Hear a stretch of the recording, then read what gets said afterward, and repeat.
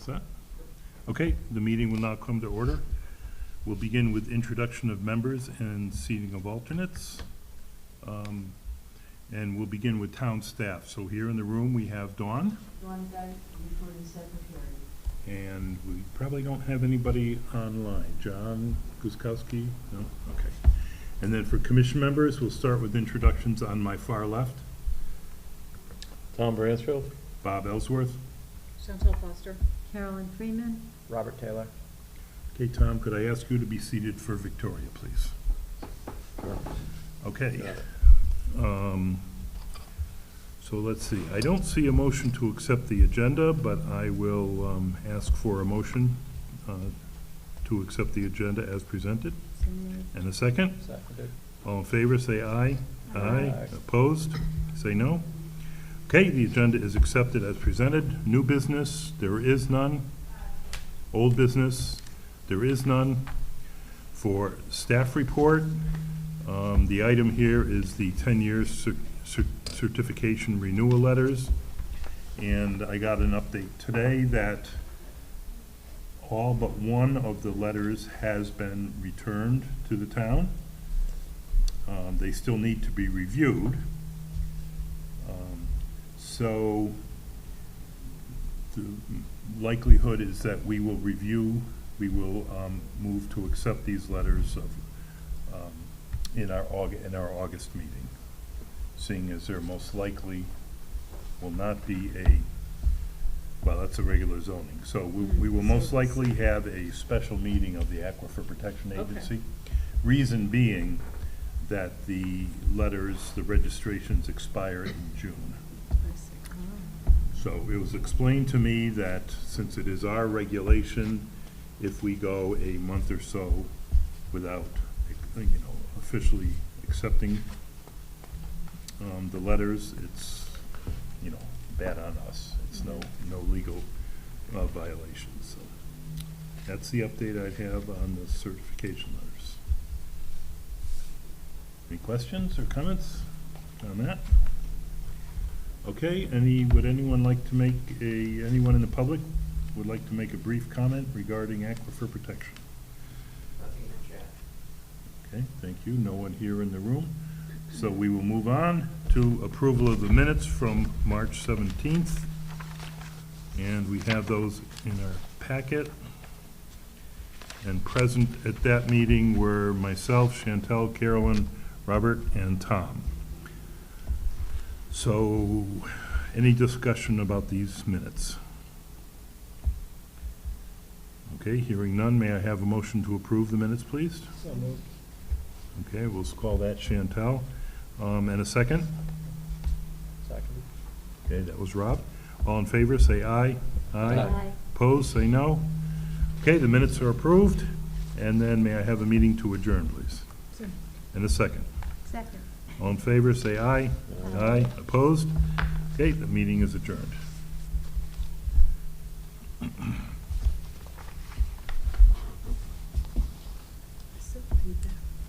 A little bit of a hum, yeah.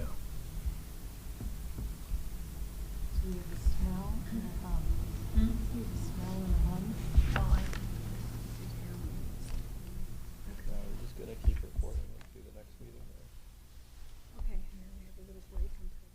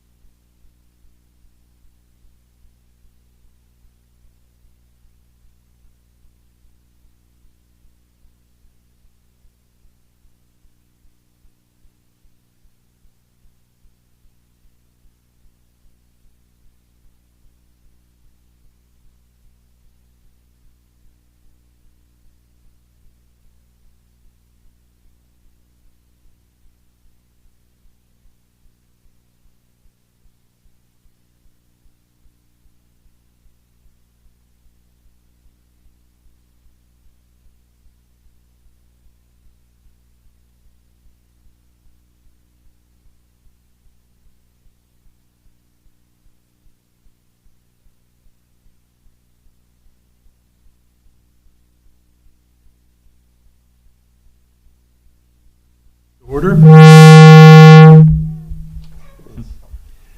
We'll begin with introduction of members and seating of alternates. We'll begin with town staff. In the room here, we have Dawn. Dawn Bank, recording secretary. And online, we should have John. John, are you here? I don't see him.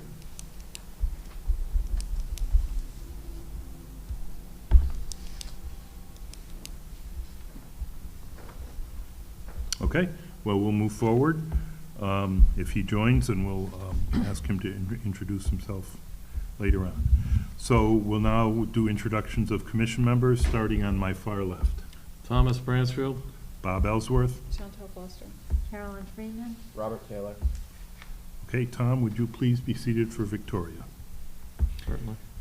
And then next item is to accept the agenda. May I have a motion, please? So moved. And a second? Seconded. All in favor, say aye. Aye. Opposed? Okay, the agenda is accepted as presented. So, first item of business here is our continuation of our public hearing for application 21-12, which is amendments to the Town of Portland zoning regulations. So, a little background in the last week. John, Mike, and myself had a conversation with Town Attorney Carrie Olson to discuss her feedback on the proposed wording changes. So that has, her feedback has been incorporated into the packets that we received just this evening, and I believe one or two members of the public may have received those via email. So I thought what we would do tonight is walk through the proposed changes and discuss any items that anybody wants to discuss, make revisions as needed.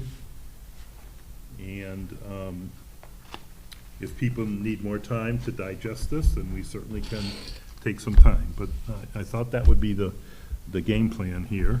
If anyone, does anyone have any other suggestions before we begin? We'll see how it goes. Okay, then we'll begin with corner lots. So it's section 2.4 is the first item in my package. And the first change that's being proposed here would be to eliminate the definition of front lot line.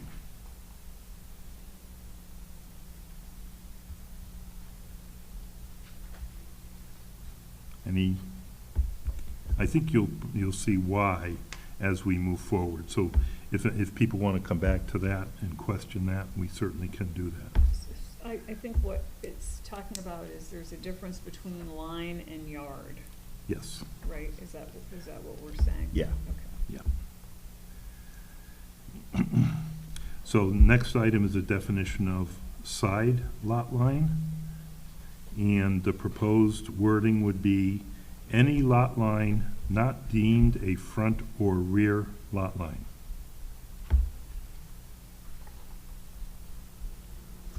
Okay. So are we deleting front line? What's that? We're deleting the word front lot line from the definitions. So, Yes, you are correct, and we're referring back to that, aren't we?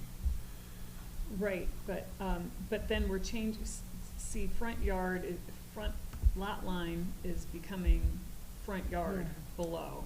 Right. And, it has to be consistent, so it has to be we either have to talk about lot lines or Yards. yards. So And you're that saying- was the comment that was made by somebody. So does that mean we have to say side yard? front yard, I think. Can't really say any Right. lot line either, because if we're calling it front yard, then it's not really a lot line, is it? Unless there's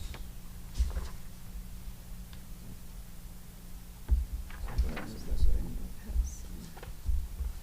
Yep.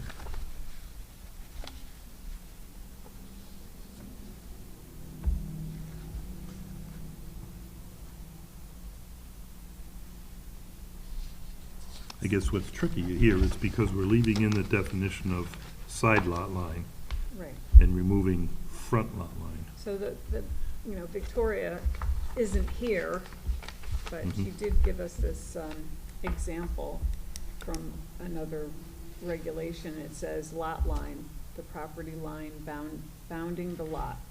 And then it goes on, lot line front, a boundary which separates a lot from the street or the boundary located adjacent to the access way and most parallel to the street that provides access to the lot. Then it says lot line rear, boundary that separates two lots and is located most directly opposite the front lot line. So it's referring to the front lot line. And then the side lot line says a boundary line which is not the front lot line or the rear lot line.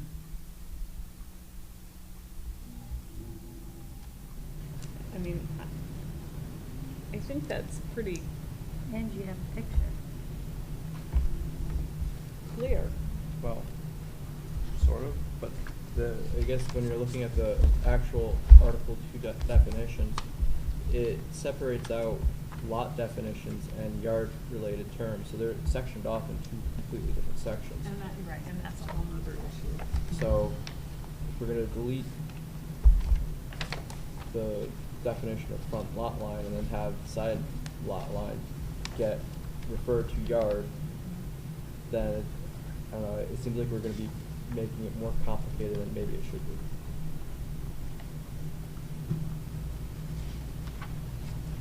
Because there's also a definition for front lot too. Front lot. So, is it gonna be something that's gonna be, I mean, those would, almost seems like they should be the same.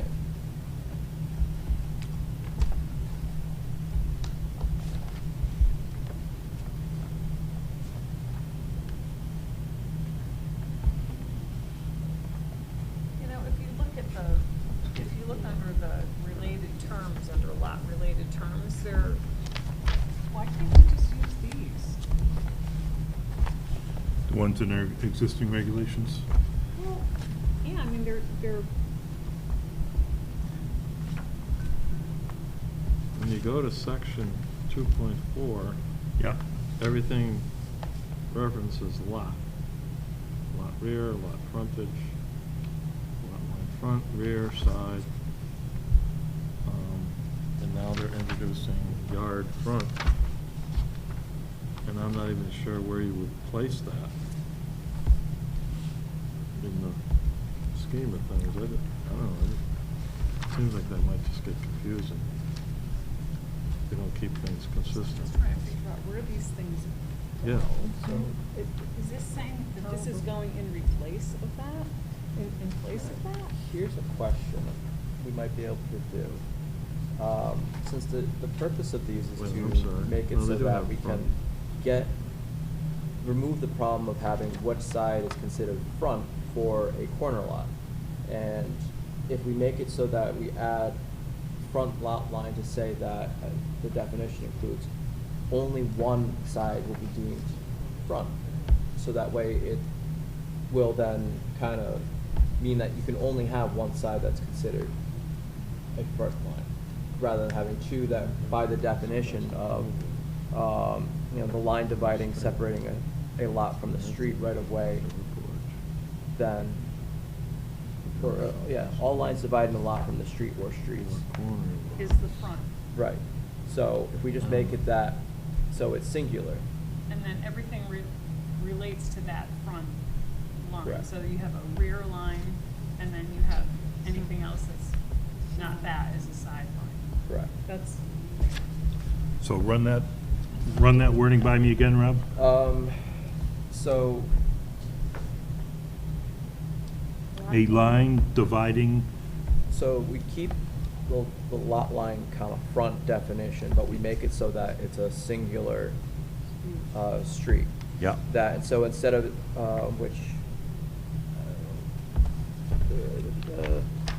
the way it currently reads is a lot fronting on a public street and having direct driveway access to the public street, and where the building site is located on or near the front yard setback as measured from the street.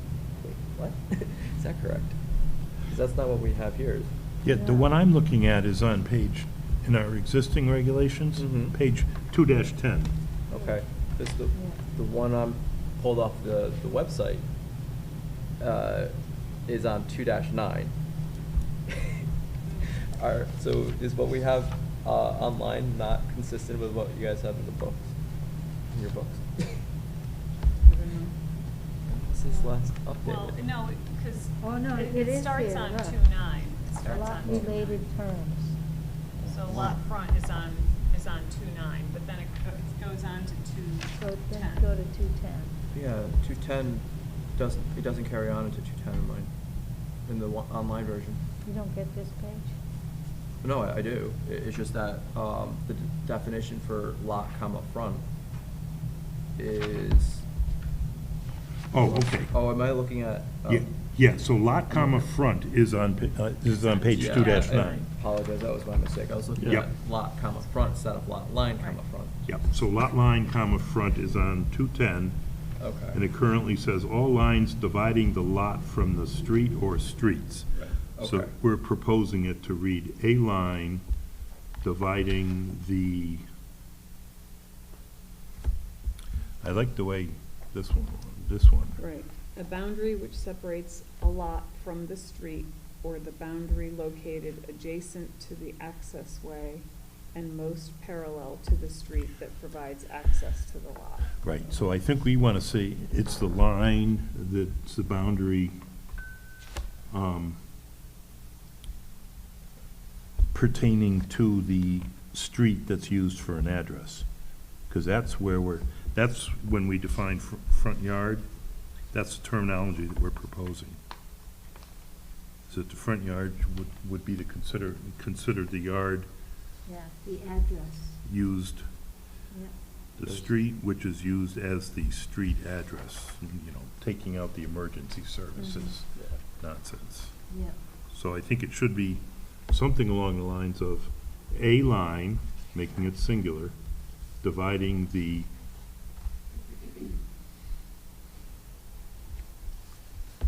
street, Property from the street. yeah. A Or- boundary which separates a lot from the street.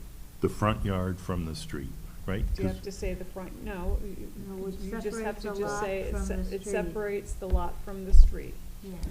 Why don't we use the language that's proposed in, section 3.7, where it says for corner lots, the lot line along the street used as an address shall be deemed a front lot line. Instead of putting it for corner lots, we just put the lot line along the street used as an address. And we make that the definition.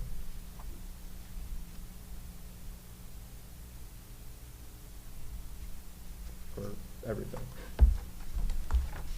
Oh, so again, we're, in 3.7, we're referring to front lot line again. Okay. Yeah, okay, I like- Along the yep. street used as an address. The lot line along the street used as an address. Simple enough, Yeah. right? Yeah. Okay, can we agree on that? Say it again. So we're leaving in lot line front, and it will read, The lot line along the street used as an address.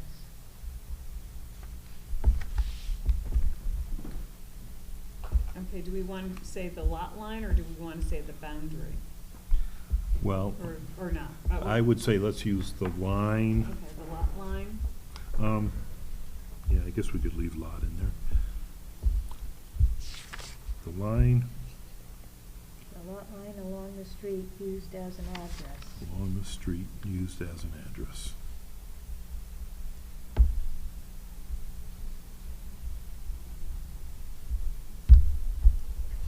Okay, for now?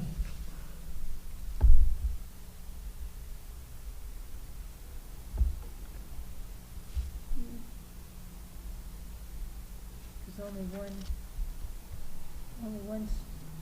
only one street will be used as the address. Right. okay. Yep. So, yeah. You might wanna verify that's the case, that there are no properties that do use two addresses? Because I just know that from like, when I used to work retail, Walgreens would tell people, we're located at the corner of X and X. And so sometimes they'll, like, I don't know if that's a thing, if that's, I mean, I'm gonna guess it's not, but we might just wanna verify Yep. that it's not. Okay. In talking with, John and Mike, it's, because I asked, okay, well, who assigns a street address and when? So I think they said the tax office would decide that. Okay. Yeah. But yeah, so, Tom, it would read, for a definition of lot line, comma, front, which we're gonna leave in there, the line along the street, the lot line along the street used as an address.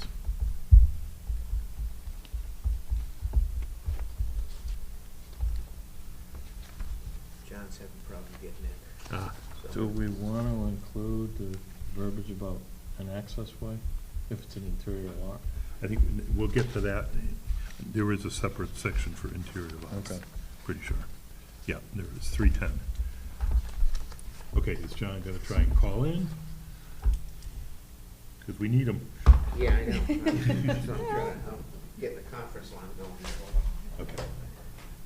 We'll give Dave a minute here to get us squared away. I think it'll be a benefit to have him.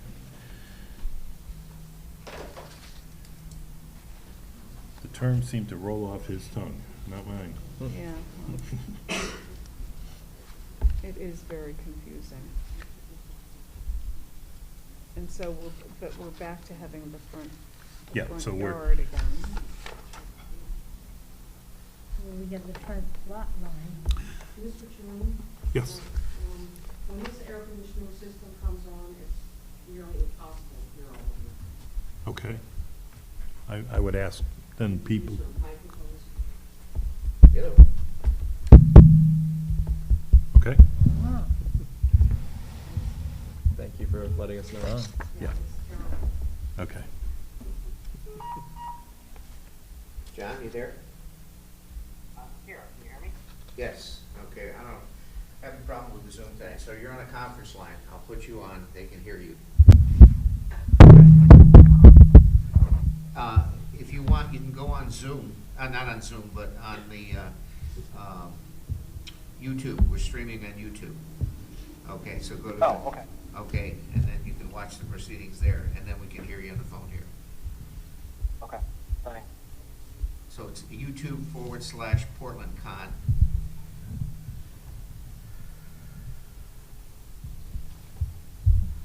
Okay, so joining us is John Guskowski, interim planner for the town of Portland.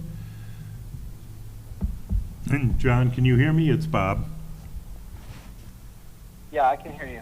Okay, so we're walking through the proposed text amendments, and we're in section 2.4, and we got hung up on deleting the definition of lot line, comma, front, which is the very first one in that section. Well, very first Yeah. one on the proposed. So we got hung up because that term is referenced in later sections.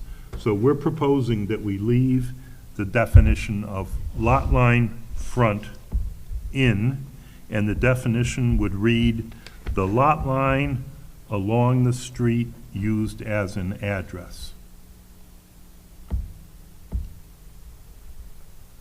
Okay, that works. And I think, so I think throughout the comments, throughout this whole section, the idea is that lot line or the front yard are used somewhat interchangeably.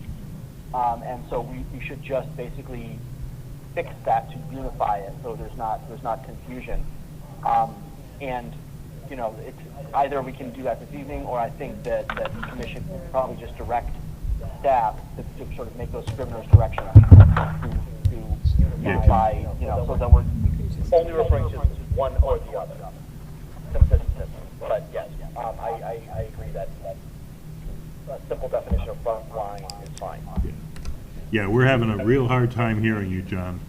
You almost have let's give, Try, all right, try that again. Right. go ahead and say something, John, see if we can hear you. I can't hear you that well. Oh, we can hear you a little bit better now. Can you hear me now? A little bit, yeah. Because we've switched you over to a speakerphone now from Dave's cell phone. Are you on YouTube, John? I'm watching on YouTube, but there's a lag on YouTube. Yeah. It shows up, 20 seconds after, so it's not really useful. Okay, I'll try and speak loudly so you can hear me. If you can't hear me, John, just ask me to repeat myself. Okay. Yeah. So Okay. I heard, Bob, that you had proposed to restore a definition for front lot line, and I was just trying to clarify that that we do. I think I'm fine restoring that. I would suggest that we throughout this whole section of the reg just use a single reference for either front lot line or front yard, and eliminate the apparent interchangeability of them, just so we are under one unified term. Okay, so in your mind, front lot line and front yard are synonymous. In the front yard is basically essentially the setback area, and front line is as you say is that line, and so we just want to make sure that we're referencing the correct thing in the remainder of these regulations. Okay. Okay, let's keep that in mind as we move forward. Okay. That kind of gives a good segue into looking at the yard front line, since they do go hand in hand. And the proposed changes for corner lots, they're adding in that corner lot sentence, kind of fits the bill for that, of distinguishing the front lot line and the front yard definition. So you get. So hold on Okay. 1 second, Rob. Yes. So, John, he's in, I think, section 3.6. So Rob Okay. kind of jumped ahead of that because he read a definition there that seemed to work for him. So go ahead, Rob. Okay, so the proposed change was for corner lot, the front yard shall only be the area located between the principal structure and the intersecting street right-of-way, which is used as the street address. And when that's combined with the current definition of discussing the unoccupied space, then I think that does exactly what he was saying, of distinguishing the definitions between front lot line and front yard. So I think the changes as we have them for front yard work with the changes we just suggested for front lot line. Okay, so we'll keep front lot line the way we proposed, the way we just revised it. And we'll move. Bob, could you repeat that again for me, what that is? Yes. The lot line along the street used as an address.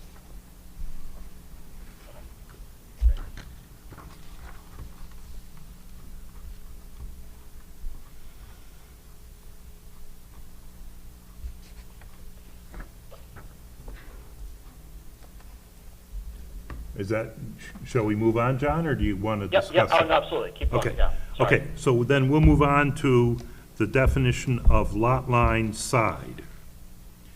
And the proposed wording would be, any lot line not deemed a front or rear lot line. Period. End of definition. We don't have the rear lot line definition on this thing, do we? We're not changing it. Well, maybe we're not changing it? No, we're not, but I'm just saying that, like, Yeah. I just wanna. be consistency, make sure that it's consistent with what we're, Right, it includes all of that. and it doesn't say rear yard or something Right, like that. so the definition of Which it rear does, lot rear line, yard. which we were not going to be changing, reads as such: all lines dividing the back portion of the lot, that portion furthest from the street, between the side lot lines and an abutting parcel. That might need to be changed. Hmm? That might need to be changed. What about having it be opposite the front lot line? Or most opposite the front lot line?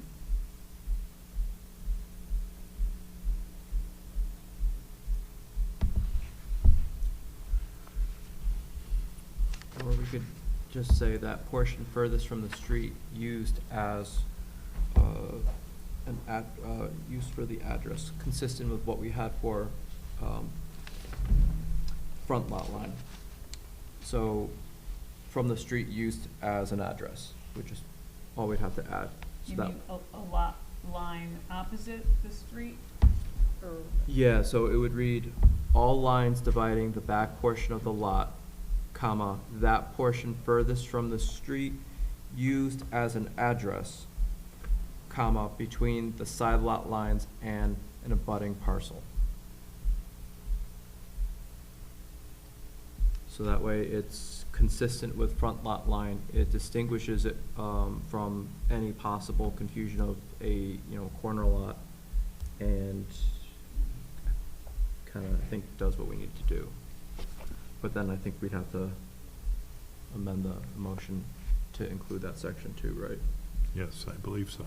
yeah. John, thoughts on that? Could you hear that, number one? And I you're- didn't hear it very well. It sounded like if I'm at least in the right place, he was proposing an alternative definition of the side lot line? Rear. Rear lot line.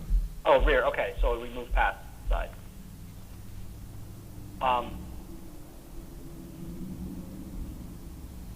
This would be a brand new definition, because we don't have that on this proposal.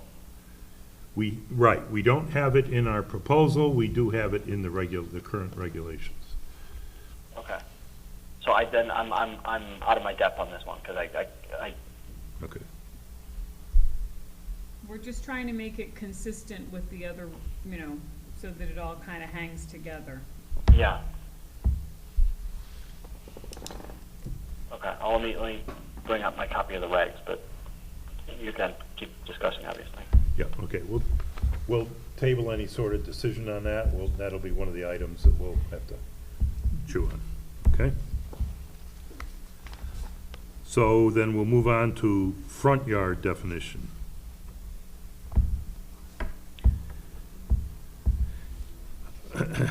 And the change proposed seems to be specific to corner lots. For corner lots, the front yard shall only be the area located between the principal structure and the intersecting street right-of-way, which is used as the street address.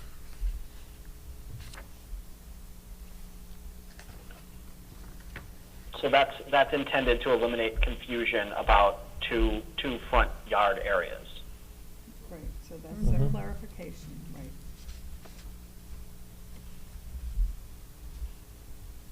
I don't have any problem with that wording. Comments, questions? Nope. Other than I'm it fine with being that. slightly redundant from the front lot line definition. I don't think I'd have an issue with it being redundant, though, as long as it's consistent. Okay. I think since we pulled the language directly from that section, I think, yeah, then we pulled it from 3.7, but I'm pretty sure the language is consistent with what we proposed for front lot line, so, Okay. yeah, that won't be an issue. All right, then we'll move on to our next proposed change, which would be to delete section 3.1.2.c. Sheds on corner lots shall be a minimum of 75 feet from the street. That is being deleted.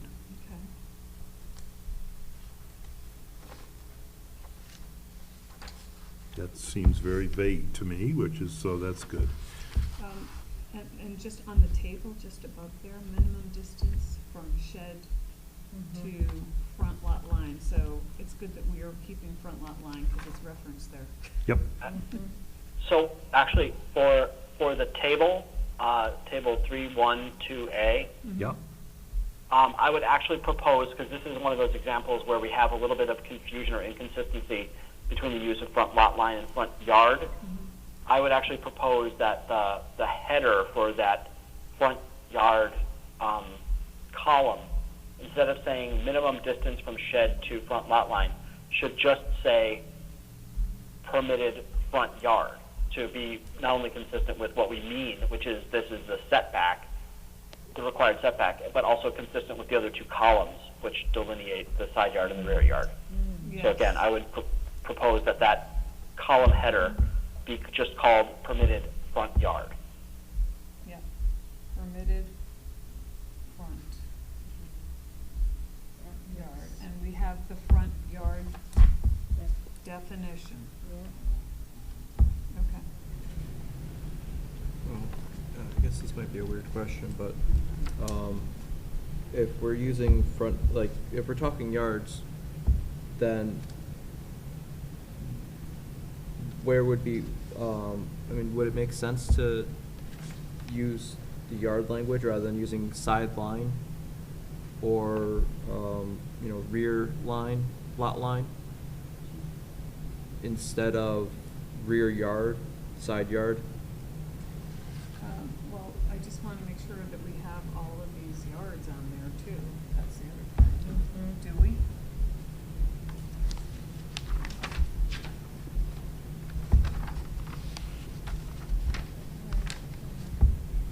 Do you see them, or are they, oh yeah, here they are, yards.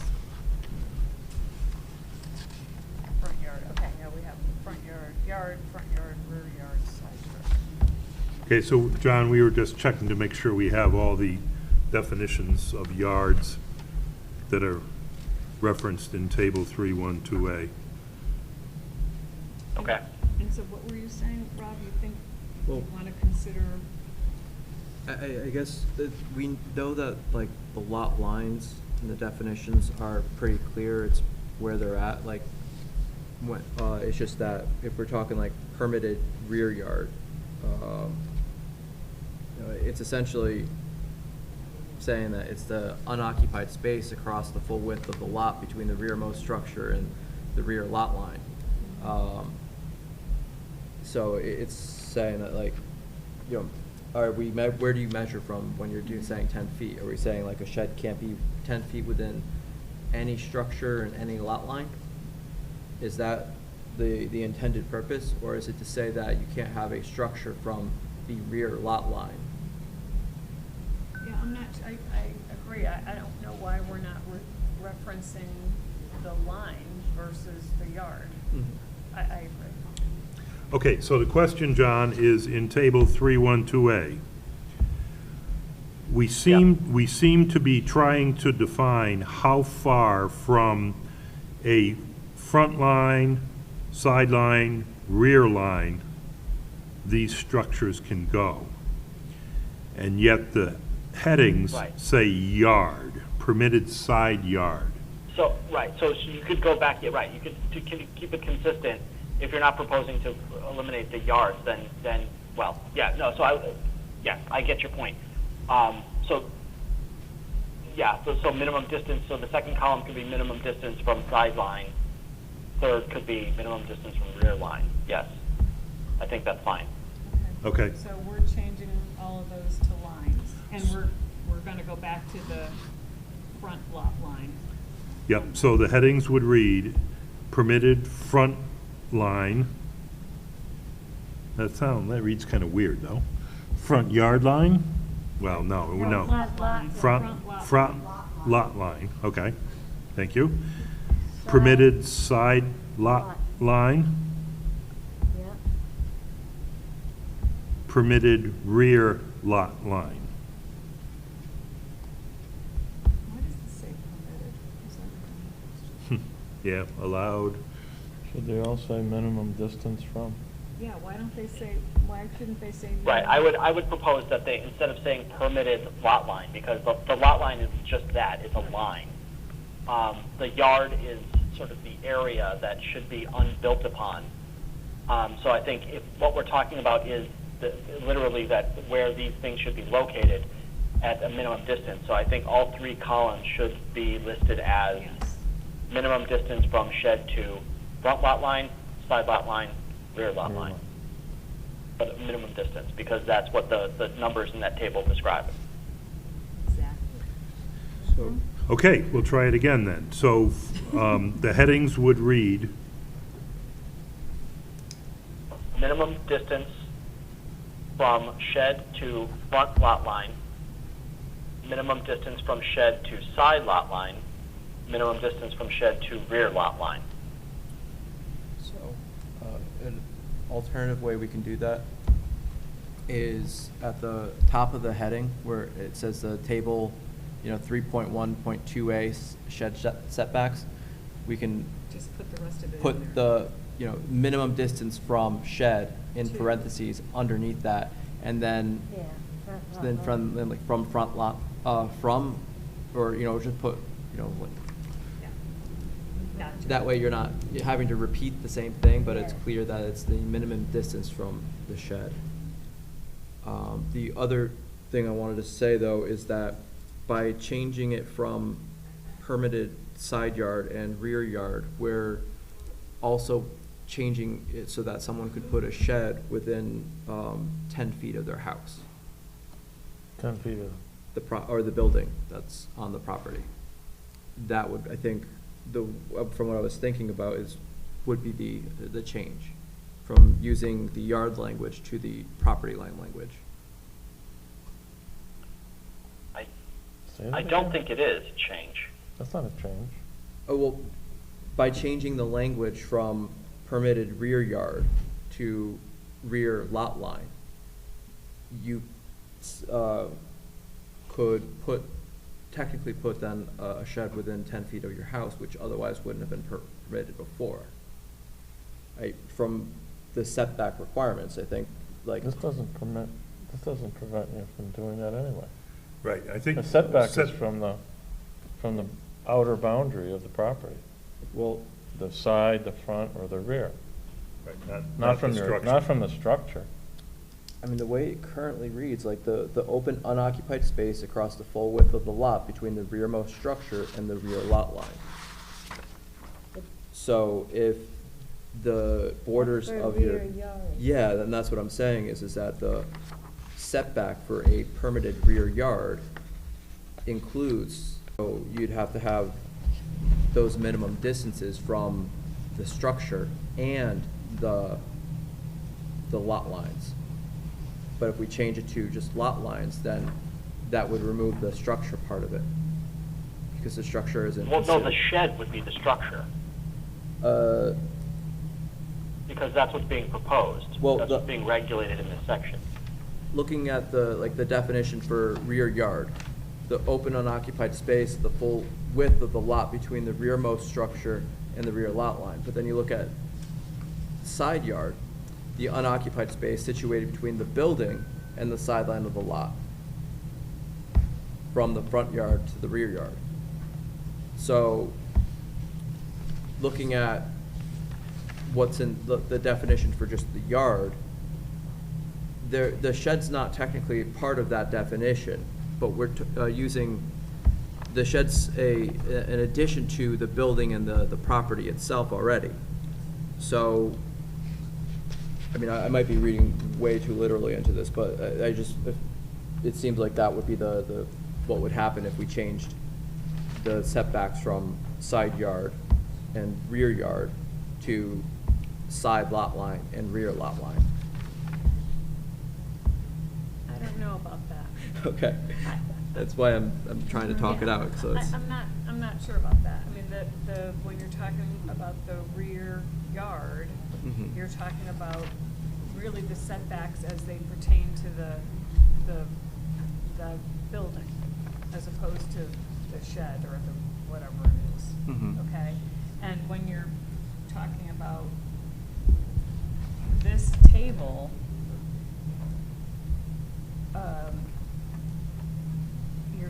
you're relaying it to the rear lot line, and it's just, that's all that it's referring to, specifically to where you could put the shed.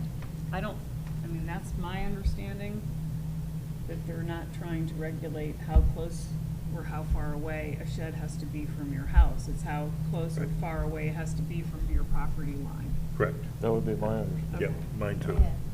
Okay. Okay, we're good on that? Yeah, sorry for making things complicated. No problem. Okay. Then we will move on to section 3.6, corner lots and visibility.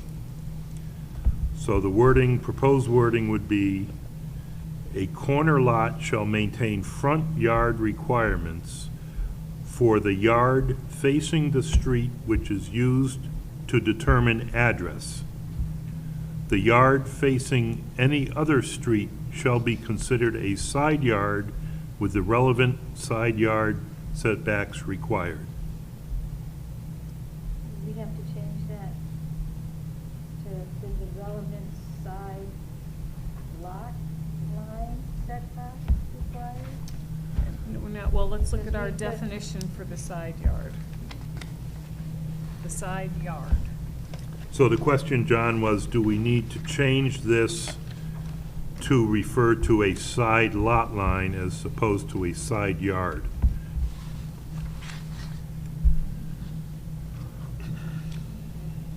I'm just trying to make sure you heard the question. Right. But if you have an opinion, go ahead.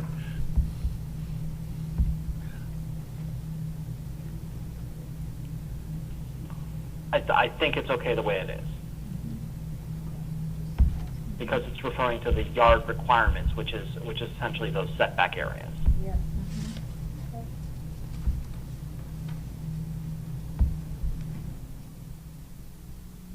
Okay. Okay? And it makes it clear that for a corner lot, there is only one front yard setback area, which is generally wider, and that is the facing street, which the address, rather than both.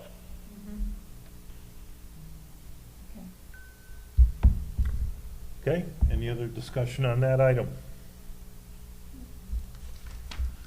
Okay, then we'll move on to section 3.7, lot line designation, corner and triangular lots.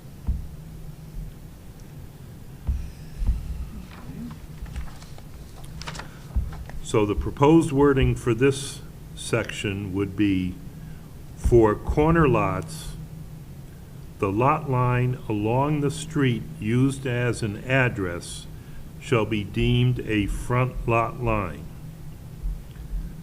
Lot lines along other streets shall be deemed side lot lines. Lot lines not terminating at any street shall be deemed rear lot lines. Comments are, language needs to be revised. All lot lines will terminate at a street. Need to figure out how to define rear yard on a corner lot. And another comment, for corner lots, the lot line opposite the front yard shall be the rear yard. So, Bob, Yeah, I have a minor change that I think fixes this Okay. question about the use of the word terminating. So if the last line, which currently says lot lines not terminating at any street shall be deemed rear lot lines, I would propose that be changed to lot lines not bordering any street shall be deemed rear lot lines. So in other words, the two lines of the two lines on a corner lot or a triangular lot, one is the front lot, and that's determined by the address. The second is a side lot, and any other lot line that doesn't border the street will be a rear lot line. So the bordering is the changed language there. And I think that solves the two comments that Mike had.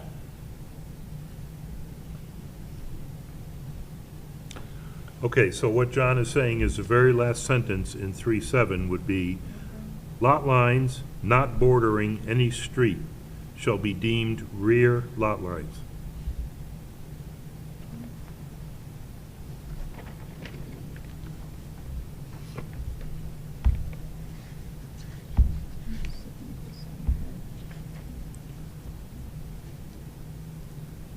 Yeah, we're just looking at a few diagrams here, John, to make sure it's clear. Can you have more than one rear lot line?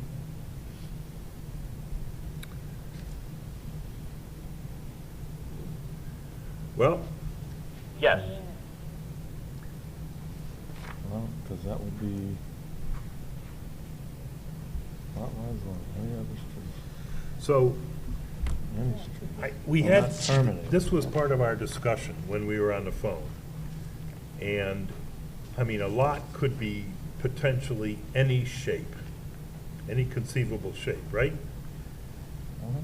It would be, in my opinion, extremely difficult to come up with wording to address any potential lot shape. I just don't think it would be possible. So the struggle would be, okay, do we come up with definitions for your standard lot shapes?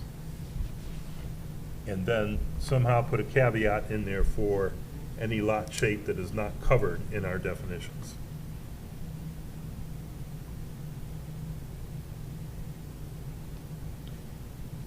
There is one thing I noticed, that in some of our diagrams, I think when they were showing, one of them had like the access way. Yeah. We don't have a definition for access way.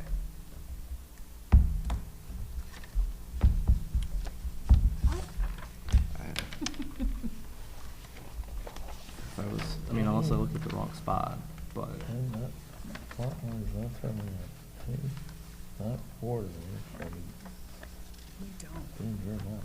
I don't think that works. These are all the rear Driveway, lot. is there, is there something else? Not Is it bordering called the street. something else? I'm saying, just by that definition, and yet.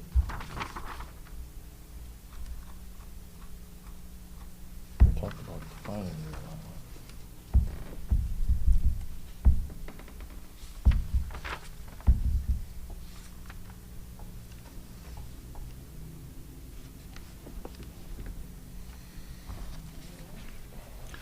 Well, remember, this definition is specific to lot, to corner and triangular lots. Yeah, but there is, oh, it has nothing to do with rear lots? No, I think it was more kind of talking about the comment you'd made, Bob, about not being able to address every Yeah. possible shape. Yeah. The reason why I was saying access, we don't have a definition for access way is because technically you could have a small portion that would be a front yard or front lot line based off of that. But some of the diagrams that we do have show the front lot line being separate from an access way. And so I guess the idea would be to make it so that our definitions say that a property or a lot can only have one front lot line, but it can have multiple rear lot lines. And I mean, that's kind of in line with what the diagrams we have in there already show. Yeah. Well, when you say. As long as your side and rear setbacks are the same, it shouldn't matter, I guess. But when you say you can only have one, like this little diagram, you know, it shows front lot line, it's a straight line, and then you have your two side lot lines, and then it says rear lot lines, and it's plural, and they're obviously like different lines. Mhm. But you could theoretically have that on the front, I mean, it could be like this also on the front lot line too, right? I mean, it doesn't have to be your front yard doesn't have to be a straight line, Maybe. right? You know, I mean, that's the problem, I mean, Well, I mean, you'd have to think of a circumstance where you'd have a property that has two sections that are separated by another property, so it kind of surrounds, you know, that, whatever that other property is. And at that point, though, you would have, those would be sides rather than front. And the part that is behind that, you know, other part of the property would be also considered a side, I guess. But then when that part of the property then readjoins with the street again, then technically, yes, would be a front yard, front lot line. I keep. Only if it's the address used. I keep going back to the idea of the rear lot line should be what is most opposite the front lot line. Just like saying the sidelines are the ones that aren't the front or the rear. It's like it makes it, you know, then you know you've got these three components and, you know, figure it out, which. But I actually think Tom made a great point, that since all of our setbacks for rear and side are the same, Does it matter? exactly. Oh, I like that idea. Doesn't matter. Is that true? Yep. For sheds, it's true. So, In table 3.1.2A. so, It's always the same. Oh, right, everything except for the front. if that's the case, then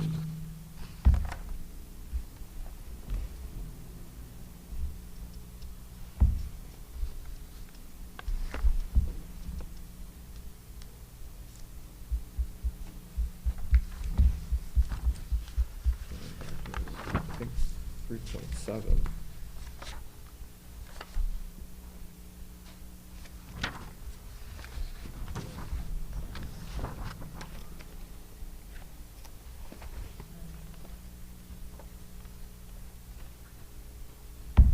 I've lost track of how we got where we're at. Yeah, I was just thinking I the think, same. because we're reviewing section 3.7, right? Yes. And it's the definition of lot lines for corner and triangular lots. And the proposal was we changed the word terminating to bordering in the last sentence. I think we went off on a few tangents, so if we could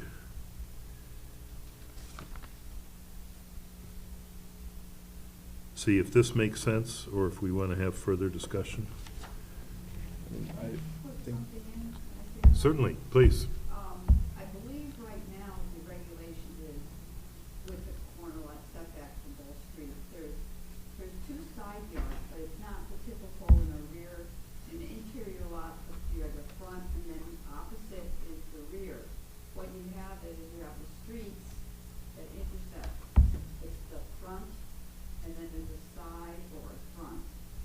Side, rear. That's how it is now. The rear isn't opposite of the street.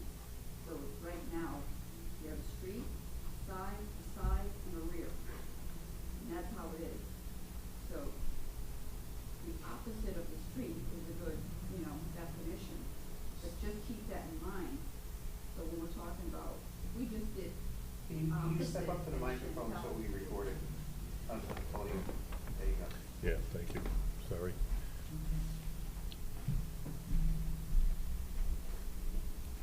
So if we did the opposite of the street, like Chantal has recommended, Yeah.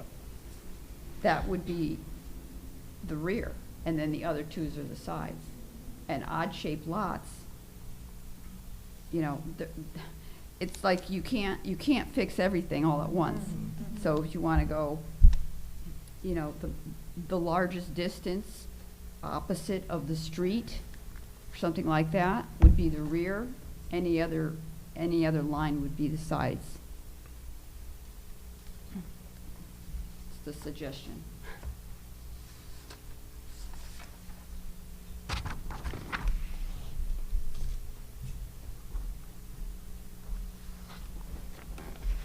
Isn't that what we were gonna say?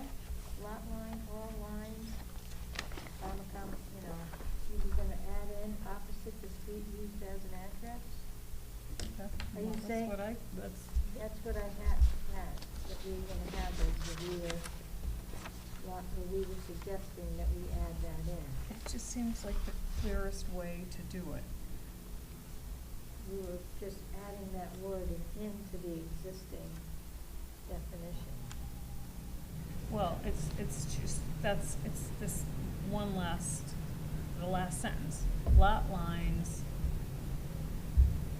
I would say generally opposite generally opposite the street address, or the front line is the rear lot line. Shall be deemed the rear lot line. So, this might be a dumb question, but if the setbacks are all the same for rear and sides, Doesn't matter. and exactly, do we need to have a definition for rear lot line? Why don't we just call all lot lines that aren't the front lot line the side lines? Is there anything important about having a specific rear lot line? Not for sheds. I mean, that's what that, Not for table 320. Yeah, we'd have to look through, I think, all the regulations, right, to determine if they're always consistent. I think Yeah. if you get into Well, yards and stuff. on other things, there are different, there's there's where you're putting your, house, it depends on. Right. There are setbacks. And probably for that. signs and swimming Yeah. pools and fences. Fences. Fences. So, I mean, Well, how do we feel about lot lines? For the lot lines generally opposite the front lot line shall be deemed the rear lot line. Does that make sense?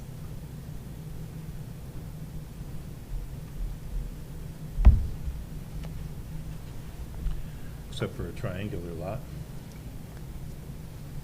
Well, I think on a triangular lot, you don't necessarily You don't- have a, you you don't don't have have a- a you rear don't lot. have a I mean, rear you lot don't- line.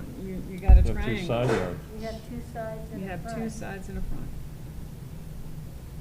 You have a, So, and there isn't A rear anything point. opposite the, You have a rear there's point. nothing opposite.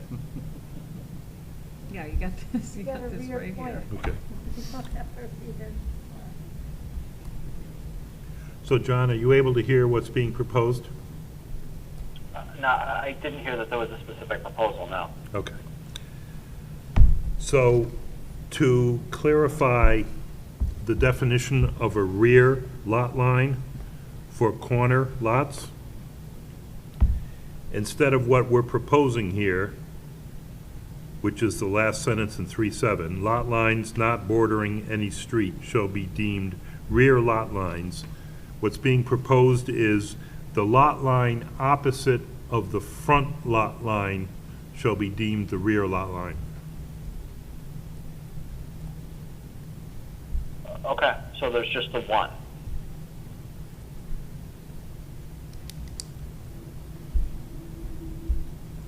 Just the one rear lot line? So that would be the result of that, is that because we've changed this to there being only one front instead of two fronts, now there would be only one rear. Right. I Right. think so, yeah. Yeah, Yeah. that's true. Okay. So again, the proposed wording is the lot line opposite the front lot line shall be deemed the rear lot line. Singular. Okay.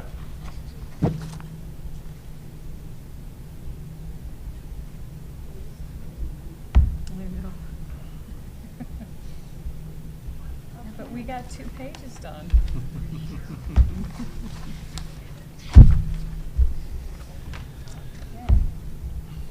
I just want to get on to pet grooming. We're almost there, Bob. Only 4 more pages to go. Or no, oh, I'm sorry. Okay. 5. So are we okay with Yes. 3.7? Yes. Okay, Yes. moving on.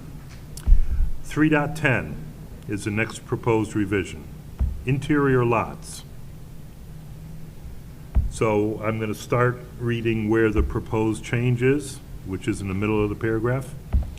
Setback requirements for interior lots, which also have frontage on another street not defined as the address, shall be as for other interior lots, except that the lot line abutting the street which meets frontage requirements shall be considered a front lot line. Oh. So the comment is this necessary?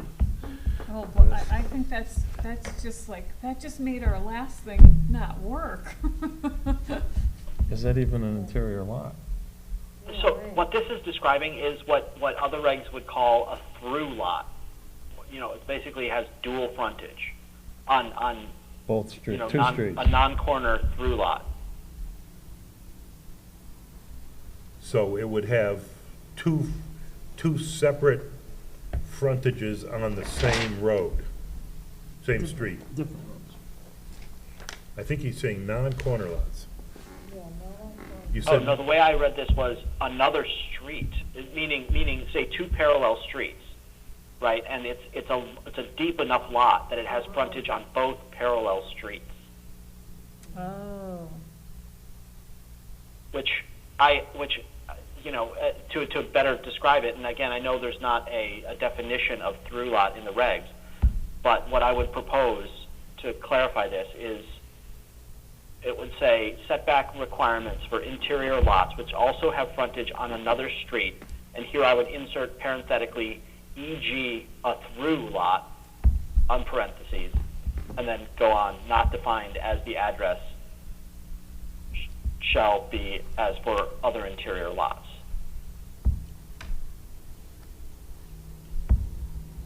Because it's not two frontage, it's not like a U-shaped property that has 2 frontages on the same road. This is frontage on 2 different roads that's not a corner. I see, okay. okay. Yeah, here's the road, and here's the lot. Right, it's like my yard could have, if there was Yeah. a road that went all the way back that way. Yes, Okay.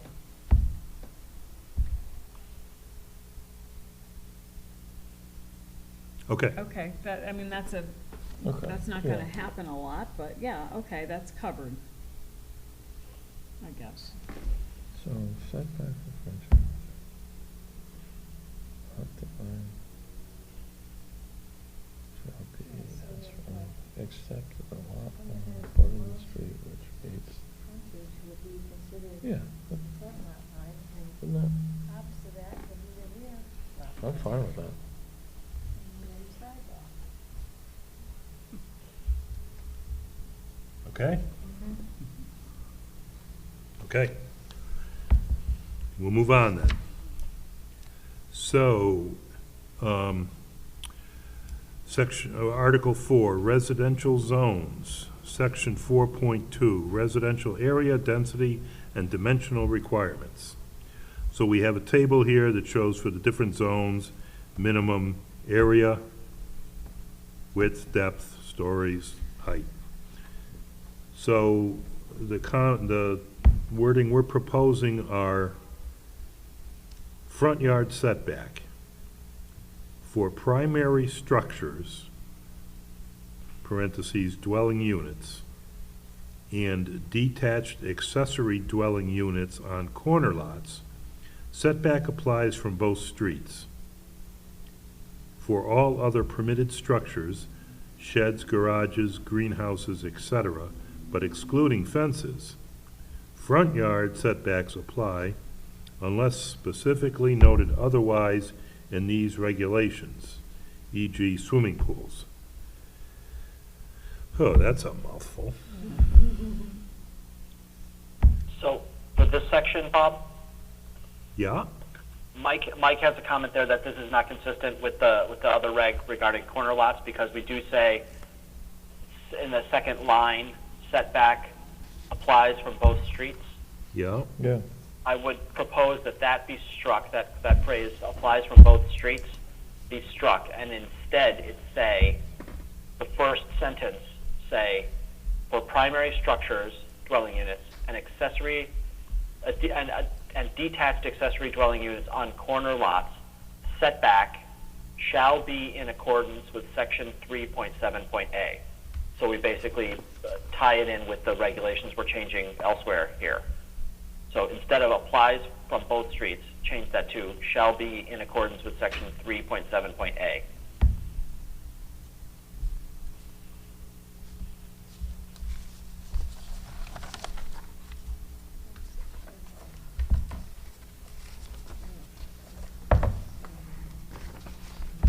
We're just flipping to 3.7a. Well, that's up above in the same, That's in this, oh, no, No, the that's previous, 4.1. previous page.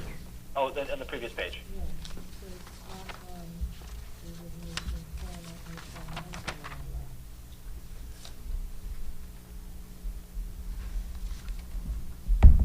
lot. Okay, so that's saying, Oh, on corner lot? Yeah. Yeah.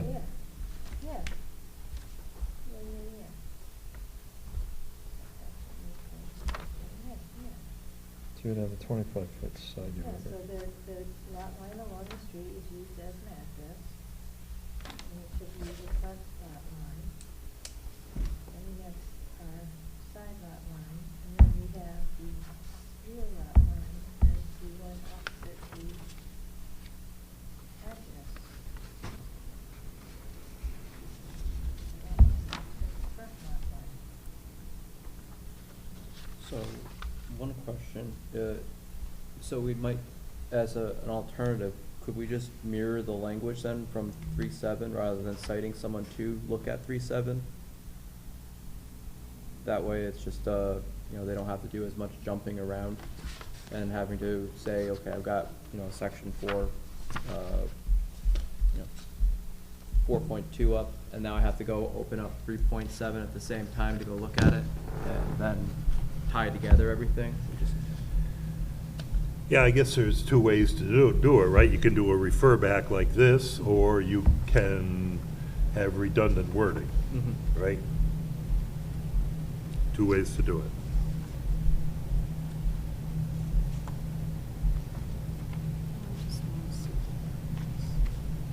And if we do the redundant option, the language would just be setback applies from the street used as an address.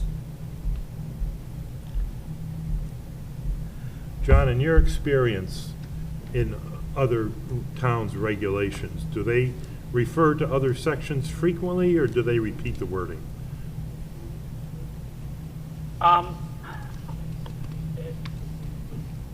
It's both. Yeah. I've seen many examples of both. The only problem, with the reference like this is that if you change it in one place, you need to make sure you're changing it in the other. But actually, no. I mean, it works both ways that way. Because this, if you change 3.7a, this one is automatically changed, and you don't have to remember. Right. Sometimes when you repeat the language, you need to remember all the places you repeated it.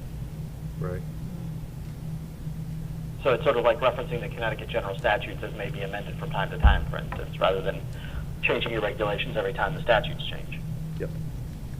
Shouldn't this just read the primary structures and detached accessory dwelling units on corner lots? Front setback applies from the front lot line. This is reading, we're trying to, right now you gotta have setback from both streets, right? We're trying to eliminate that.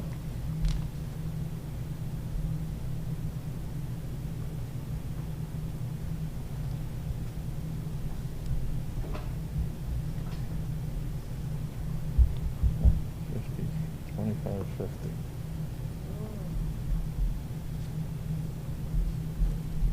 Or does it apply to both streets?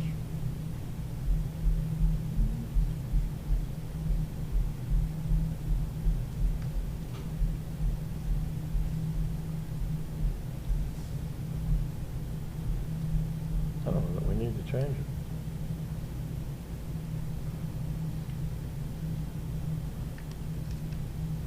Front yard setback, oh, I'm sorry. All right, what are we gonna do with this? Shall be, should we just say shall be in accordance with 3.7.a? I would prefer that. Yeah, that way we don't have to make sure we change Yep. those, That we won't have to remember where all the wording is, if it ever changes.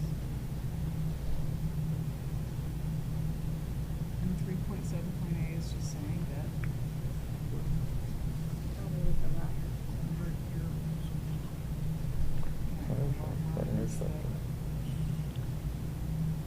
Where is this getting added into 4.2? What's that? Where is it getting added into 4.2? It's not currently in 4.2. Yeah, it's a whole new, I'm not exactly sure, that's a good question, because that's what I was wondering, looking at this and then looking what's here now, there's nothing at all here, so what, the whole point of this was to clarify the corner lot thing, is that what this is trying to do? Because I kind of think that we did that. I think you did. But this is a confusing statement. Yeah, I'm not sure it really helps what we're doing. Saying just take You it know what I out. mean? Look, Just take it it doesn't out. help me. Not helping me either, but I mean, ultimately, we're saying on a corner lot, your front yard setback is from your front lot line, which is based on your address. Mhm. Right now, this reads, I have setbacks from both streets. Even though we changed that in section 3. But we did change it. I mean, that's the point. So this, So do we even need this? So we're statement? questioning whether we need to add this at all. Or should we eliminate this? yeah, because we're talking about lot line designation in 3.7, you know, we talk about lot line designation for corner and triangular lots. For corner lots, the lot line along the street used as the address shall be deemed the front lot line. The Yeah. lot lines along the other streets shall be deemed the side lot lines. Lot lines,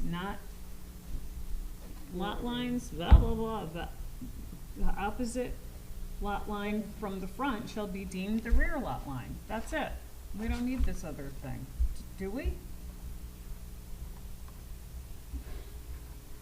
I don't think we do. Yeah, I I don't vote- think you do, actually. I think we could eliminate I this vote Oh my entire gosh, section. it sounds like so good to cross Strike that it. out. Okay. Could strike the whole section. I believe that strikeout also carries into the next page. Yes, look at that, Okay. we can cross that out too.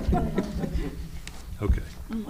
Well, wait a second, before you start crossing out, let's read what it says. No, we're in a groove, we're in a groove now.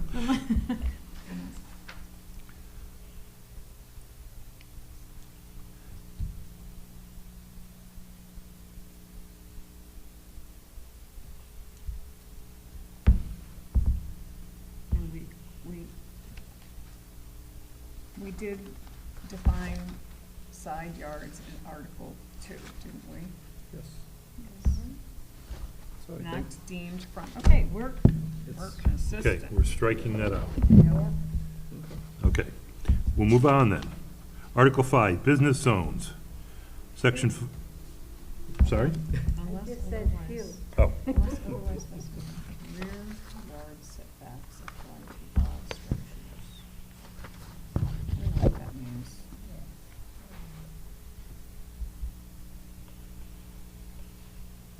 Okay, go ahead. okay. Article 5, business zones, sections 5.3.2, site plan standards. First item, we're deleting the word front before the word landscaping.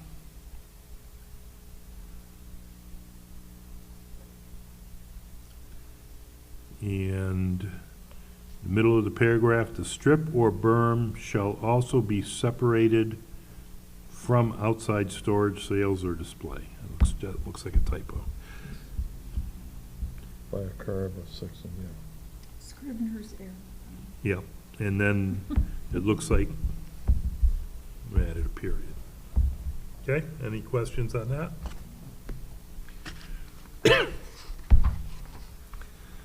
Okay, section 9.15.2, walls and fences in business zones.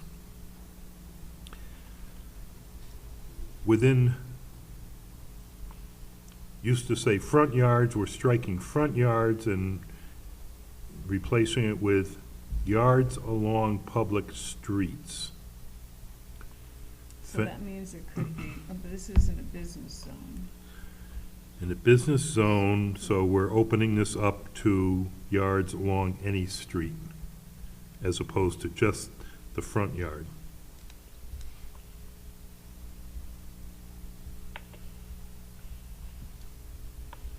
So this is approving height of fences. Okay.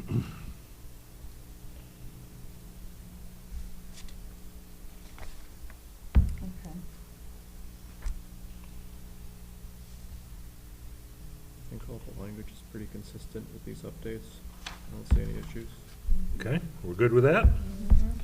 Okay, item B, solid walls within yards along public streets. Same idea.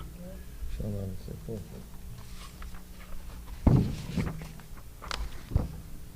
Okay with that? Mhm. Item C, fences or walls within side or rear yards not located along a public street shall not exceed 8 feet in height above ground level.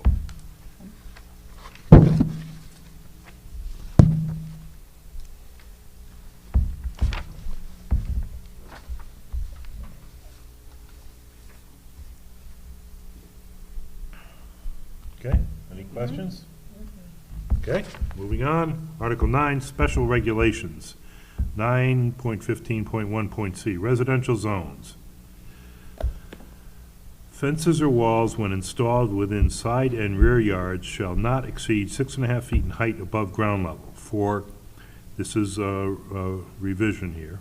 For corner lots, fences shall not exceed 4.5 feet in the area from the street line to the edge of the principal structure. Street line.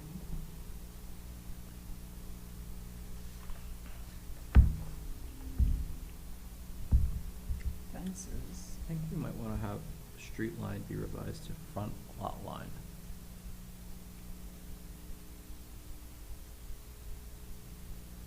Yeah, do we want that to be the front lot line, or are we trying to say both streets? Right, what's the intent here? For side yards behind the front of house or principal structure, the maximum height shall not.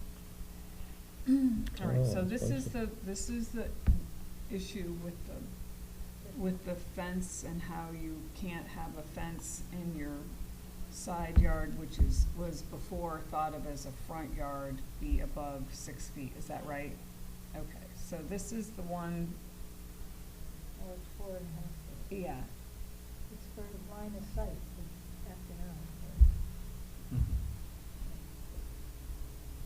no, but this is saying now that because you no longer have 2 front yards on a corner lot, you can have a fence that's 6.5 feet tall, is that right?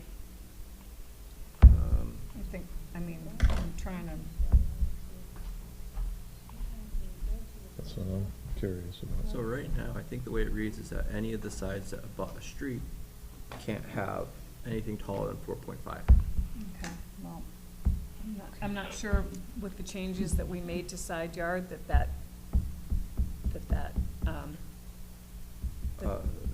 Well, that's why I was saying that with the changes we made to side yard, if we want to have that, we'd have to change it from street line to front lot line. Or if we leave it the way it is, it will be any side of any street would be 4.5 max height. I think Rose has some input. Let's Yes. listen to that. Yeah, diagrams are a wonderful thing. So they're talking, this is the front yard, side yard, rear yard. So it's saying basically from this line to here, to the front corner of the home that is closest to the road. That was the intent, in case it's different, you know, there might be a little extension or something that butts out. And then, so you would be able, you have a 25-foot triangulation where you can't have anything in there, no fences. Yep. That's for visibility. So, say it's a little farther back, of course, this isn't to scale, but you could have a 4.5-foot fence basically for this little area. And then you can have a 6-foot fence, this area. That's what it was. That's So- what it currently is, or Yeah, that's you- what we want to change so it to? back from no. Right now, it's no more than 4.5 feet, I believe, Period. from the, Yeah. all the way down. Right. What the object was to provide privacy for people in the backyard. Mm-hmm. So you could have a little tiny fence, 4.5-foot Yeah. fence to the front corner, and then a 6.5-foot fence the rest of the way to the rear property line. That's how it reads, right? Well, Yeah. That's what we're trying to make it read. From the street Oh, I'm line sorry. to the- Sorry, that's incorrect. It's actually 6 feet from the rear border of of the house. Of the house, 6 feet. Everything else would be 4.5. 6 feet or 6.5? 6.5. Okay.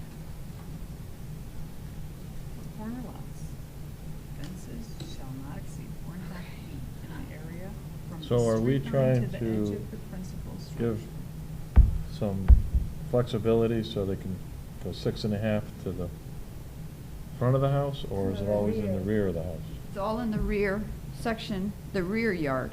For privacy. It's basically for privacy. Mhm. People, they have kids, Yep.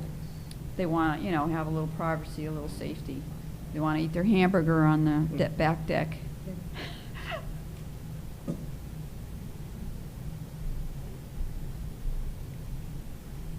Okay, I mean, I kind of get that now. Yep. I guess That I guess it's explanation. fine then. Thank you, Rose, that, So Yep. So- I may recommend we add a diagram to this section so that, because right now. I think that's a great idea. Yeah. Can we add a diagram, Bob? Who's the artist in the group? I, Not me. it's just one of those things that Rose. I'm a stick figure person. Yeah, having a can you hard just time make a visualizing what diagram Rose for just us, explained. please? Yeah. based off of what we're reading here. I can see it, it's just that, I think that adding in just a diagram Absolutely. to it would Yeah. help everyone. Well, I mean, when she explained it, it Yeah. made sense. Mhm. Yep. But, reading this, wow. Yeah. Okay, so I think we got the concept. It could be clearer We need if we added a diagram. Okay. So subsection 1 here, fences immediately surrounding pools and their attached decks shall not exceed 6.5 feet in height and shall not obstruct visibility on public roads or for access and egress thereto. What is this? Oh, that's it, we're done. Wait a That's it, second. you're done. Any questions about that? Last statement? It's pretty clear, okay. So I think we're done with corner lots. No, but For tonight. tonight. Yeah. Okay, so we'll move on then to our next section, which is, I think it's mostly pet grooming. Nope, Bob's favorite thing. we're gonna start with section 2.4, definition of a barrel. We're striking the last sentence. When used as a unit of measure for beer, a barrel is equal to 31 gallons. It's like repetitive. Oh, just a- Oh, yeah, it's a Scribner's error. Scribner's error. Okay, thank you. Okay, we'll move on. I assume everyone's okay with that. Yep. Next item is striking the word domestic before pet grooming. Yeah. And then it goes on to say, the grooming of domestic animals by someone other than the owner, such as dog, cats, and other pets that are kept as companions, including bathing, cutting of hair, and for which a fee is typically charged. Which will I include don't medical. understand that. I didn't understand that comment. I mean, I know that. The fee charge? Yeah, I think this is, I know that Carrie put that in. That was on her notes, but I Yep. just didn't, do you remember what? this is like if I take care of my daughter's dog and I'm grooming it, I don't need to follow these regulations because I'm not charging a fee. Okay. I think that's the idea, is that this grooming is being done as a As a professional business, service, As a business. as a Yeah. business, yeah. Yeah. Okay. Okay. Okay? Any questions, discussion about those changes? Okay, so then next is Article 4, permitted uses in residential zones. It's related to grooming. We're striking out the word domestic, last line of the table. Okay, and doing same thing for Article 5, business zones, striking out dog domestic. Oh, you know what? Yep, go ahead. I just remembered something over Oops. here. There was something on a table that we didn't talk about. I'm sorry, but when I saw that table, it reminded me. See this table here? I'm going backwards. Yeah. This was just deleted. And I guess it shouldn't be here, or I'm not sure So what that was all about. we're moving back to, yep, we didn't talk about that. So we're backing up to Sorry about that. Article 4, the table 4.2, residential area density is on the old dimension. one. Yeah, that's what she's. Striking out all references to RMD as a zone. Okay. Is that because it's not, I, Why did we do that? We don't have an, I don't- RMD, I don't think zone. we have an RMD zone, do we? Residential multi. The prior table, 4.1, has R10, R15, Yeah, we do. R25, and RR. It doesn't have an RMD. okay, So that's why. so that's why.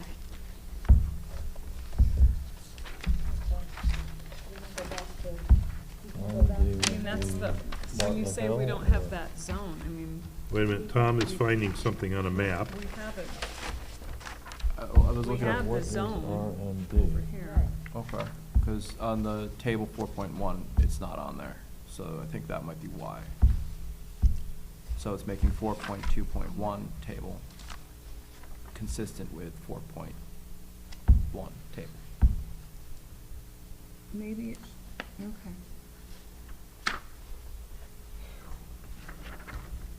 Okay, yeah, I think that's just wrong. One, two. Tom is still digging over here for evidence of an RMD Well, zone. it is, but what is this? Residential multifamily.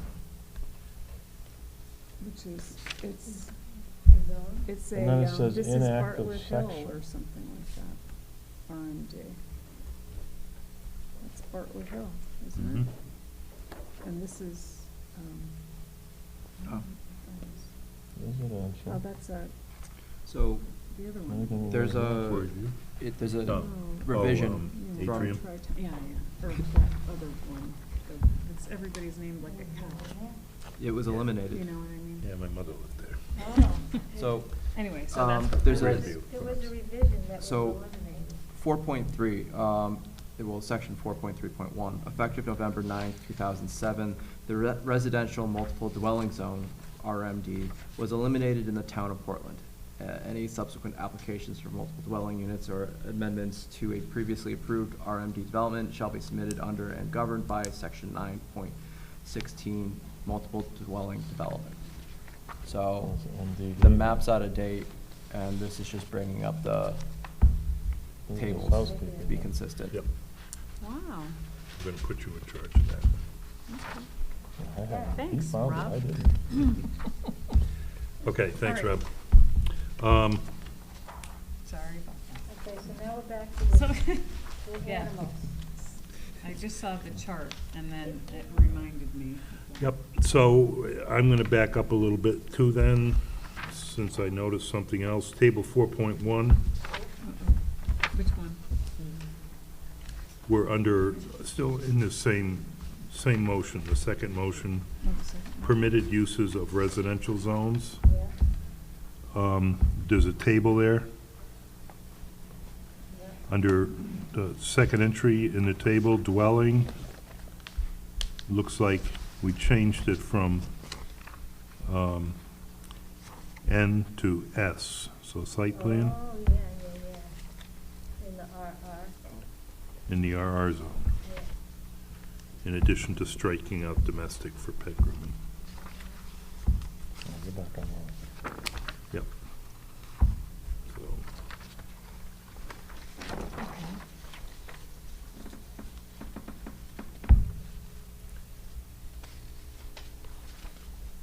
so then again, we talked about table 5.1, permitted use business zones. We struck out dog domestic under pet grooming. So, we'll move on, special regulations, Article 9, 9.1.2, definition of accessory apartment.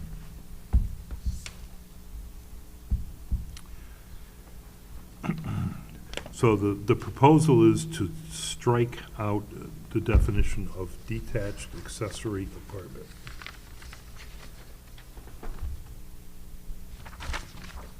And, yeah, so this one, as I recall, John, was related to this Affordable Housing Act. Isn't that the issue with this one? I'm drawing a blank on this one now.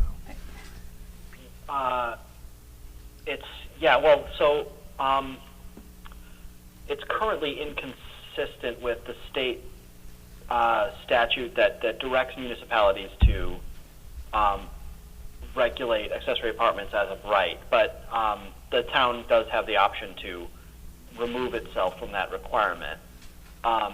This is just it's inconsistent with the current regulations that guide I've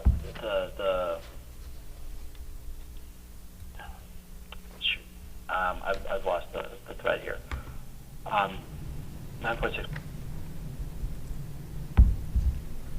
9.6.2, which is not on the screen. Hold on.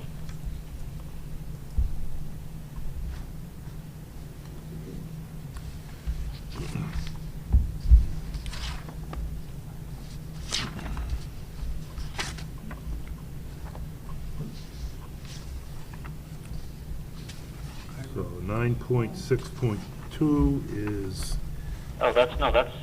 home occupations. Yeah, this. No, this is part of- 9.1.2. Why are we taking that off?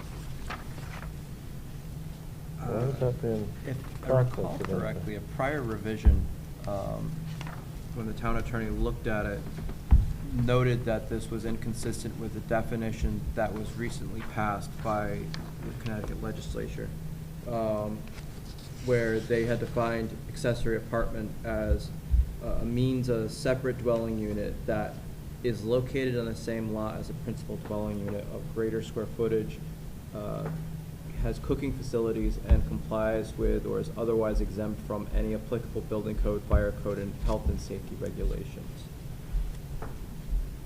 But Carrie, I mean, according to the copy that I have of her comments, she didn't comment on that one. Okay. That was, I mean, you know, this is the one that has all of her comments on it, but she didn't comment on that. All right, there might have been. So I don't know who took that out. It seems like a pretty innocuous definition. Why are we taking it out? Yeah. And I know we have reference that term elsewhere in the regulations. Does John remember who took it out? Who Yeah, I'm not finding what this comment is in reference to. Yeah, because according to Carrie's comments, she didn't have any issue with this. She didn't make any comment on it at all. So I don't know who took it out. Okay, we'll put that onto the look into list, I guess. Need to research. Okay. Okay, and then section 9.6.3.A.2, home occupation. So this is, we had a lot of discussion about this, visits per week, if you recall. So the proposed wording is any proposed home occupation generating more than 20 visits per week as a seasonal average shall require a special permit. For purposes of this section, the term visit shall include both visits by clients and commercial deliveries and pickups, except that United States Postal Service vehicles should not be included. So I think the addition there is a seasonal average, as I recall, because the discussion was that a particular business could be very, very busy during 3, 4, 5, 6 months of the year, and virtually nothing the rest of the year.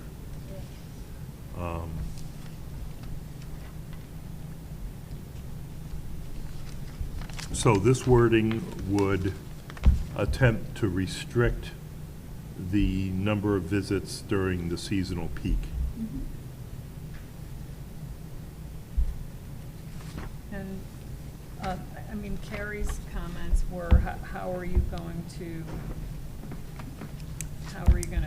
determine that? Right, that was discussed as well, and, I mean, Yeah, yeah, so- I think it's the kind of thing where you have it, and if it's a problem, then you can monitor it and see how many visits there are, and as I recall, one option would be to have the applicant sign an affidavit that said there will be no more than 20 visits per week, something like that.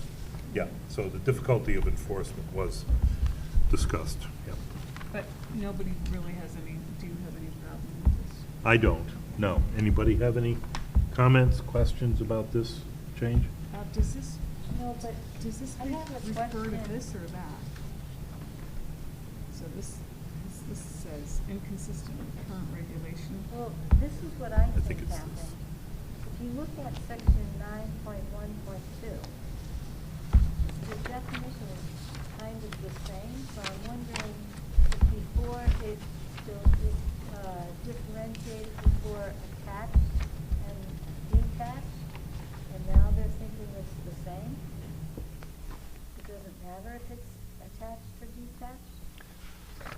So I don't know if you heard that, John, but backing up a little bit to Article 9, Special Regulations. Okay. The point is being made that Section 9.1.2 definition appears to be very similar to the one that we're proposing be struck out. Right, but the difference is, it's the first line of the existing reg that's not being struck out. It says a dwelling unit in a permitted owner-occupied single family. So it doesn't, that's an interior or attached accessory apartment. The second section, which is proposing to be struck, and again, I'm not exactly sure why, separates that from a detached, Yep. which would be, a backyard cottage or a space above the garage or something like that. That's the distinction. Got it? Right. Yep. And But we do allow detached accessory apartments, Yeah. Right. 9.14. So why would we strike the definition? Yep. We're going to look into that. I'm wondering if, That's, So you could probably change just one or two words in the first one. You could just say a dwelling unit maybe in association with a permitted owner-occupied, and that could be attached or detached. So, You could agreed. You could even say attached or detached, right? Rob, As a, because kind of what I was, this is I think where I was getting confused before, is that the old comments that we got, she specifically pointed out PA 2129, where they changed the language in the Connecticut General Statutes for this definition. And keeping things consistent, we might as well mirror what the state says. Okay. Oh, I see. And that's why I thought detached accessory apartments was getting deleted, was because of that comment, but it looks like it's just getting, I'm not sure why it's deleted. Yep. But we probably do want to make sure that it mirrors that language pretty closely. Okay. Okay, so We'll look into we're it. looking for the language of what she's referencing here, PA 2129. Yes. Which, let's see, PA 21 defines the accessory apartment. Accessory. It doesn't say detached, or it Strike just says because accessory. It's not in the regulations, huh? Yeah, but it's a separate dwelling unit located as the same lot as the principal dwelling unit of a greater square footage. Which, similar to kind of what we have, except that you just kind of use subordinate instead. But there's no distinction between attached or detached, is that what you're saying? Let's see.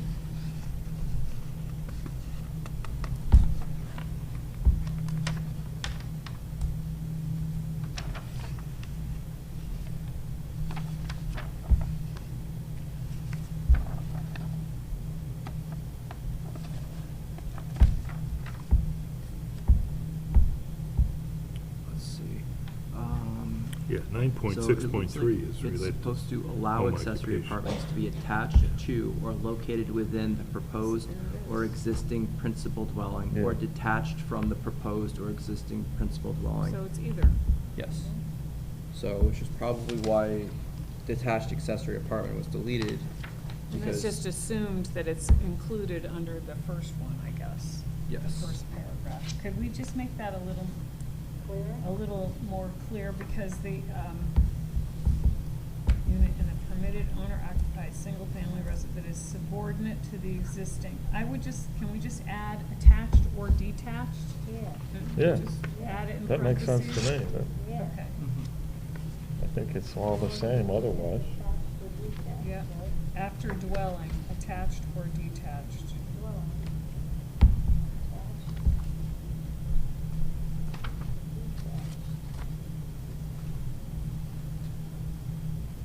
And then we can get rid of that, and then we don't have to ask that question.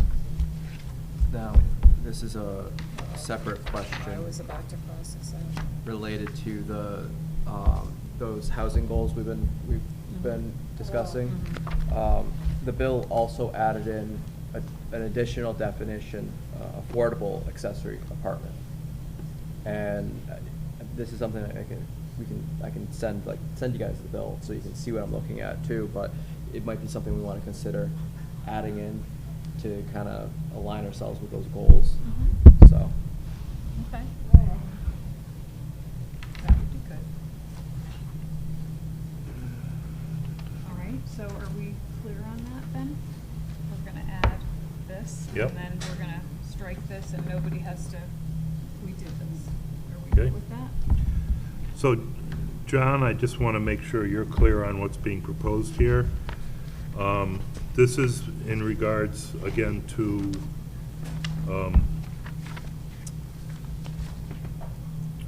accessory apartments, 9.1.2. Okay. The proposal is that 9.1.2 be read, a dwelling unit attached or detached in a permitted blah, blah, blah remains, and then we would delete the next paragraph, which is detached accessory apartment.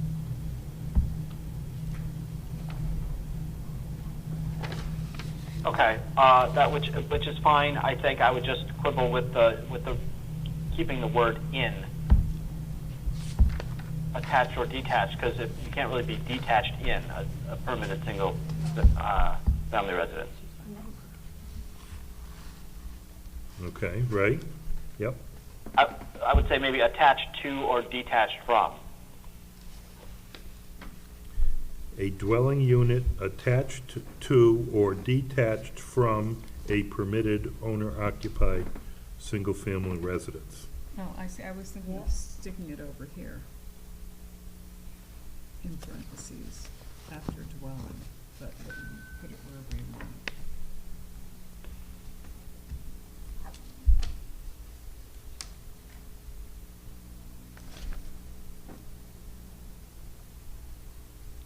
So, people clear on what's being proposed? A So, dwelling, so 9.1.2, definition accessory apartment. A dwelling unit attached to or detached from a permitted owner-occupied single-family residence, so on and so forth. yes. Okay with that? Check. Sounds Mhm. good. Okay, then. We covered home occupation, but I want to back up to that because I understand Mike's comments regarding this now. So we're on section 9.6.3.A.2. His comment is inconsistent with current regulation and triggers 9.6.2. So if you look at 9.6.2, it's got different wording. It's got home occupations with not more than one non-resident employee generating less than 5 visits. Home occupations employing 2 non-resident employees generating more than 5 visits from the public per week. So, so our proposed wording is in conflict with 9.6.2.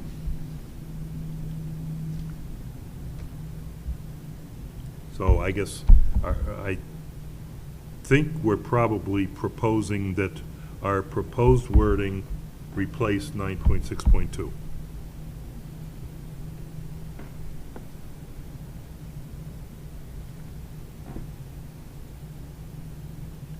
Right? It's about home occupations, number of visits, special permit.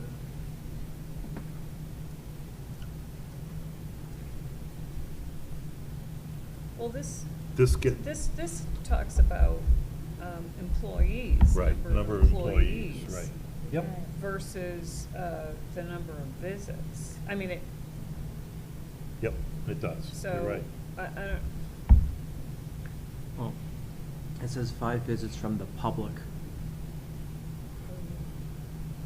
not 5 visits from employees. right.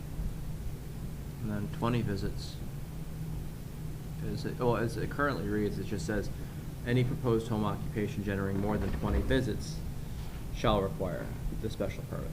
And I think that's where we're looking to add in something to You know, how many specify per per week? week, that's, you know, the seasonal average. That's what I think we were trying to get this, because it just says 20, but you don't know if it's 20 per year. Oh, right. per Yeah, week, we- per month. that's- that That was was the problem. the- But, well, getting back to the home occupation thing.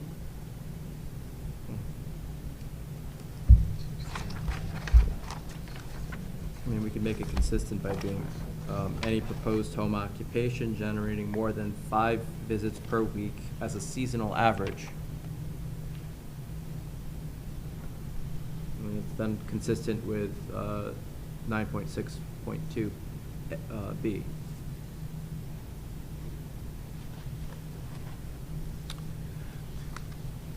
But why would they only get 5 Well, visits change a it. weekend if somebody else would get 20? Right, so 9.6.2 seems to distinguish between number of non-resident employees. Right. So if it's 1, then you just have to get a permit. If it's 2, then you need a special permit.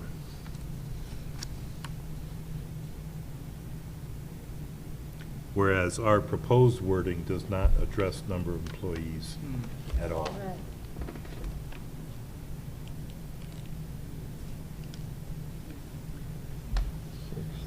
Because we were down on the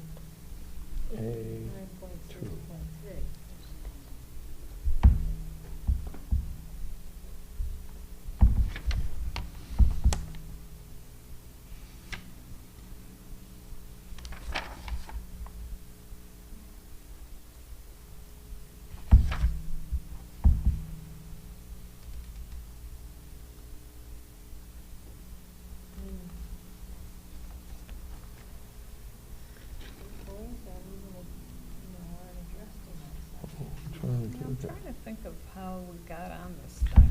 Yeah, same here. It is because it said more than 20 visits, and people were saying, is that a week, a month, a year? And so we were trying to clarify the number of visits. If they were, that was 20 visits a week, or. Yeah. But it And just we seems did- like we wrote an awful lot for that, just. Yeah, what is, yeah, that's, Because I then mean, we we were got just it, gonna then we put it tried under, to. we were just gonna put it under here. Then we decided, then we were talking about what constitutes a visit. You know, and we Mhm. were talking about how they get their normal mail, and that really shouldn't be, you know.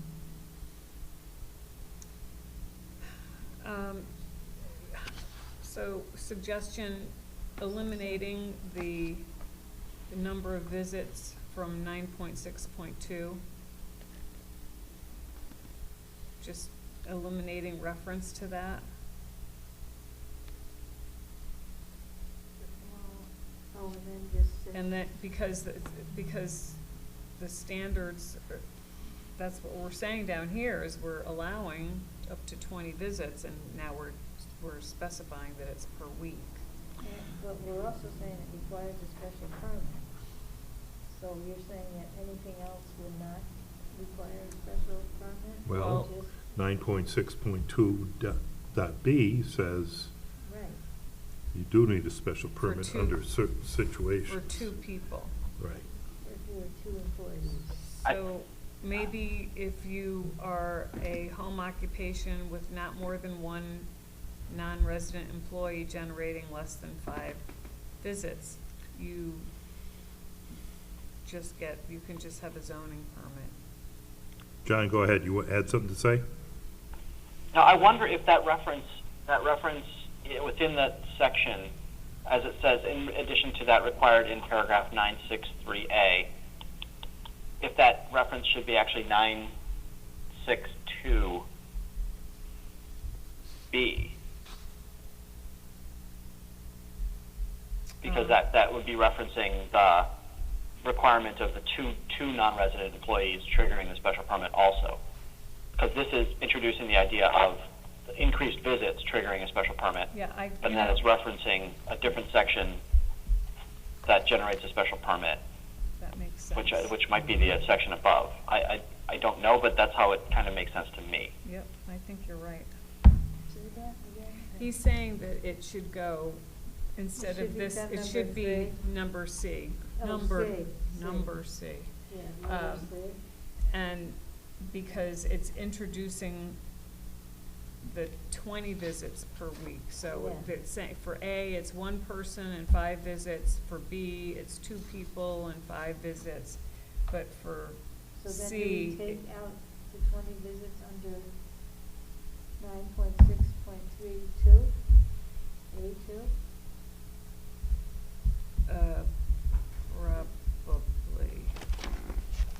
Probably. But let's just read to see how it works.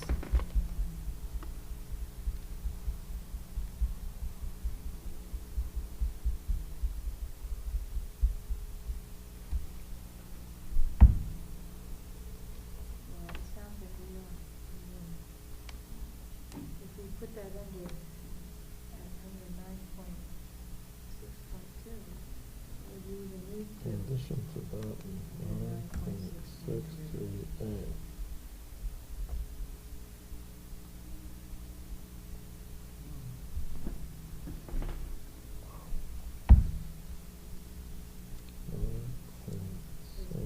It's like we're moving that up here, so we don't need that. I think the intent of our proposed wording was to further granularize the 20 visits, Yeah. right? And Right. that, and only that.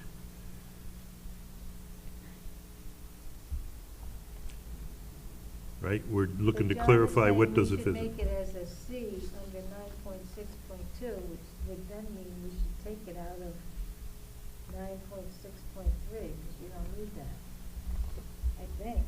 Mhm.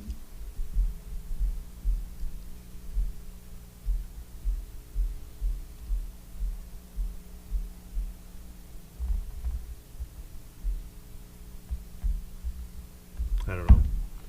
I'm lost. Because it also says you need a special permit. So if you have, this section here. Yep. Where you've got home occupation with one person and five visits requiring a zoning permit. And for B, you have home occupations with 2 employees, but still 5 visits. More than You need 5 a, visits. or whatever, more than 5 visits, you need a special permit. And then if you added this one as C, it would say home occupation generating 20 visits per week. Or maybe this should say 5 to 20 or something, on B, 5 to 20 visits, because it says 5 visits. More than, but we don't talk More about than 5. employees. Yeah. To me, these two sections are conflicting with each other, right? I think 9.6.2 is supposed to describe what sort of an application do you Yes. need to Mm-hmm. fill out? Right. And then 9.6.3 says, okay, here are the rules you gotta follow, regardless of which application you file. So then, for the section that we have for the proposed language, Yep, we should move the first sentence to 9.6.2, we can add it in as section C. We leave the second sentence, just defining what visit shall include and the term of it, because that's a standard. And then the question is that whether or not we want to separate out the last sentence into its own numbered standard, since it defines, whether or not the additional traffic, or, at least one of the standards we'll use to determine whether or not a special permit will be granted. Well, I think this paragraph just replaces this one. Which one, which? I He's think it saying this replaces this one. It just replaces- replaces it. Replaces this one. In fact, it's revising it. That's what it's doing. If you- That's the intent. Yeah, was. yeah. It was to revise this. Yeah, but I was just kind of going off what Bob was saying, how Yeah. it's, that first sentence isn't technically a standard. It's saying who needs to apply for what kind of permit. Which is what it says up here. But that's under applications. Right, so And that's what he's saying. That's what I'm saying, is that first sentence describing home occupation generating more than 20 visits, as we have it written, should be moved up to 9.6.2. And it becomes a new section under applications, which would be under C. And then, for purposes of this section, the term visit shall include both visits by blah, blah, blah, becomes number 2. Correct. Why do we Of have the minutes on? 9.6.3. Yes, A2. yes. That makes sense. I think I understand what you're saying. Well, Did you hear that, Bob? Are your eyes crossing? I now? heard it, yeah. So we're saying add a C. under Yep, 9.6.2.C. which says, any proposed Home. occupations generating more than 20 visits per week as a seasonal average shall require a special permit. And then you go to 9.6.3 and you change or revise number 2 to, the term visit shall include both visits by clients and commercial deliveries, blah, Yep. blah, blah. Okay. and then- it should say, okay, so you don't even talk about the 20 visits there. No, because you have Yeah, it up yeah, here. okay. You're just telling them how the visits Are counted. or how they're gonna be looked at with the standard of visitors. And then you take into consideration the additional traffic as well. Okay, so I'm gonna summarize that for John, because I'm not sure he can hear you folks. So what's being proposed is we add section C to 9.6.2, which would read, any proposed home occupation generating more than 20 visits per week as a seasonal average shall require a special permit. And then for the rest of our proposed language, which is for purposes of this section to the end, would replace section 9.6.3.2. 9.6.3.A.2. To further, Okay, I think I got you. to further define what a visit is.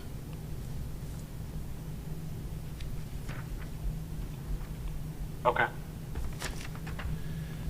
That's what's, Yep, so, Yes. and the wording should be consistent in 9.6.2, which should just say home occupations, you know, generating. It doesn't need to say any proposed, you know, just home occupations generating more than 20 visits per week as a seasonal average shall require a special permit, period. And then under the other one, the term visit. Yeah. And then you start with, you replace 9.6.3.A.2, starting with the term visit shall include blah, blah, blah.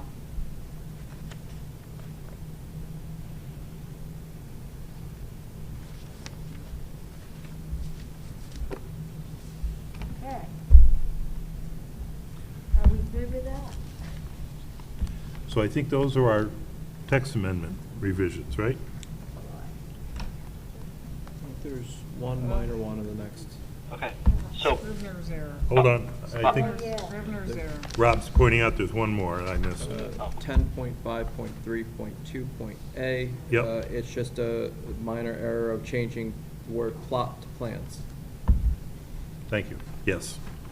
We're striking out the word plot in the Just wanted second to say sentence. that. right. Okay. So obviously, we can't take any action on this tonight. We'll need a chance to get these documented and reviewed before we take any action on this, unfortunately. And because we can't see anymore. Oh my gosh, we just spent 2 hours doing Yep, we did. Okay, let's see, the public hearing will remain open. Would anyone like to make anyone from the public like to make any comments before we move on? All right, Rose.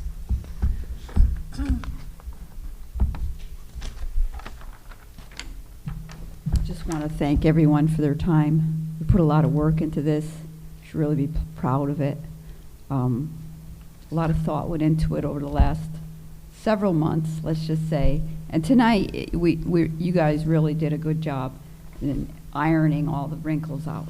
So thank you for your time. Thank you for your help. Thank you. We appreciate your Thanks. input. That's Okay. nice. Every once Okay. in a while, somebody's happy. Any other comments, either in the room here or online? Nothing in the chat. Okay, thank you. We'll move, so the public hearing will remain open. We'll move on to our regular meeting, application 2113. This is 264 Freestone Avenue, site plan review. The latest update I got was that requested information was received by the town office late this afternoon, needs to be reviewed. So more to come on that. Next item is to receive an application 21-18, proposed amendment to section 9 of the Town of Portland zoning regulations to add a new section 9.18 under special regulations for a cannabis moratorium. So I'm sure you all remember, based on the state changing some regulations, we thought it would be best to put a moratorium on any cannabis-related applications until we have time to sort through this. So we're just receiving that in. And who's writing that up? John and/or Mike have done a draft. Right. We've prepared a draft of the proposed regulation, or the proposed moratorium with its purpose and intent and length. And at this point, we would just need to have you set a date for a public hearing. Right. So, I didn't this see it. might be an odd question, but since we've already started working on drafting those regulations, and it just seems kind of silly to table those and then go into the whole public hearing to add cannabis regulations when we already have started all the footwork on creating cannabis regulations. So, I don't know, it just seems like we're gonna go through to add this moratorium and go through the public hearing process, and then have to go through the public hearing process again for stuff we've already worked on earlier this year. Why don't we just, finish what we started and do that? You mean do it all together? Well, yeah, instead of kind of separating it out.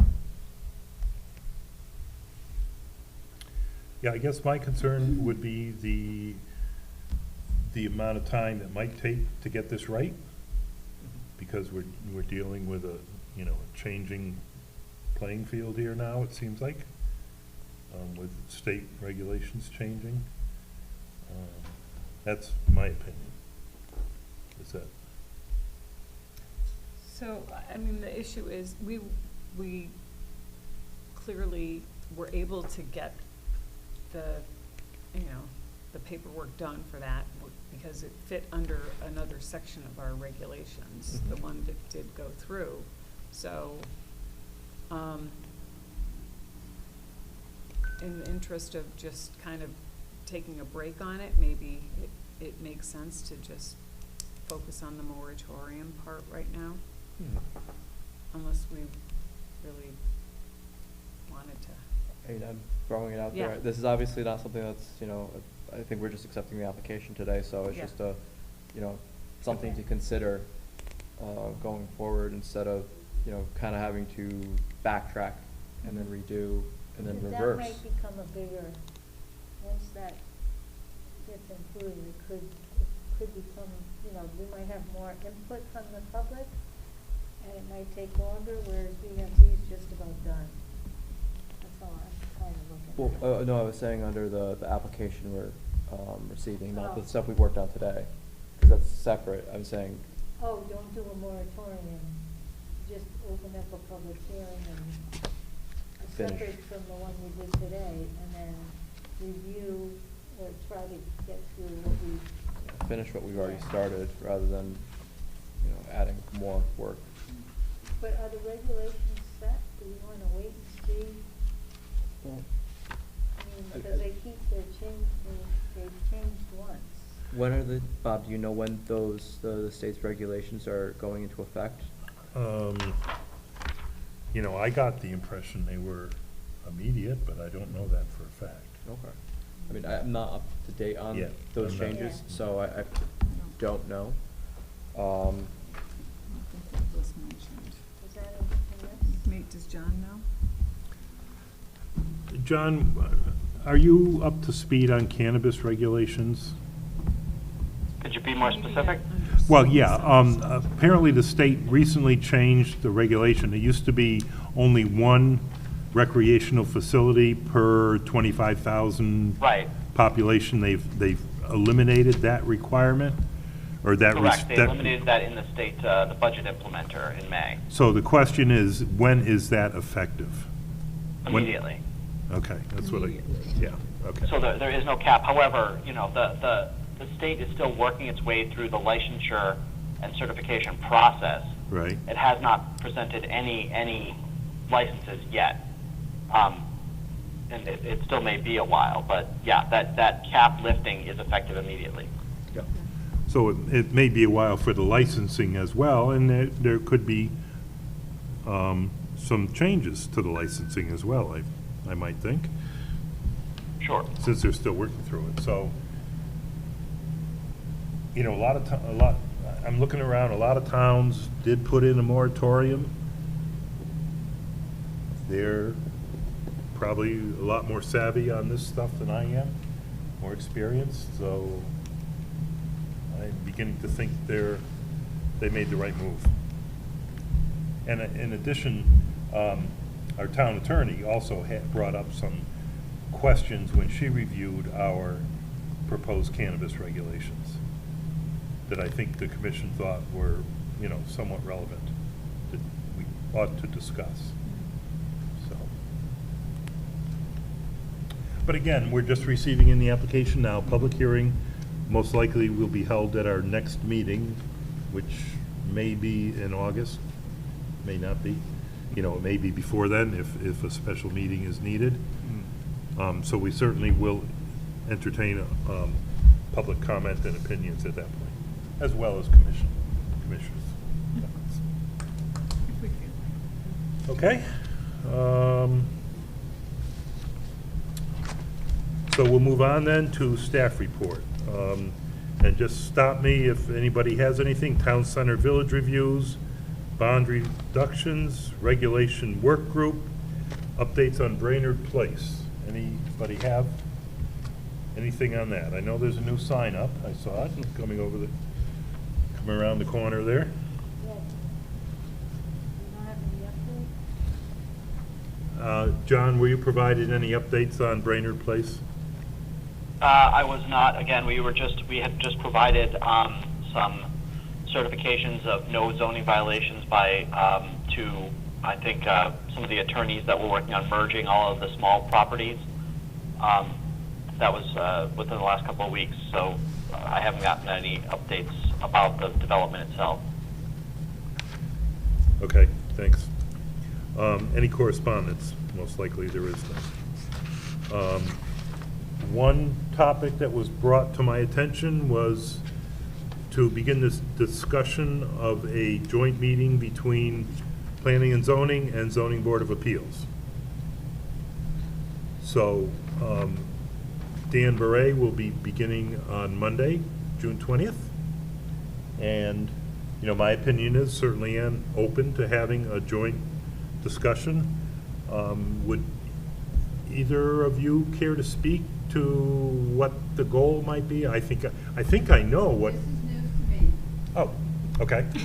So I'm thinking that, you know, we might have a discussion about, you know, where regulations might be modified or tweaked to assist the zoning board of appeals. I'm thinking that might be the intent of it, but, okay. Well, I think it's always a good idea when you're bringing a new person on, even though I guess we've all worked with Dan before, but just to touch base and, I don't know, Okay. see if there are any issues that we need to discuss. Yep, okay. So more to come on that. So now any brief comments from the public at this point? Anyone in the room? Anybody in chat?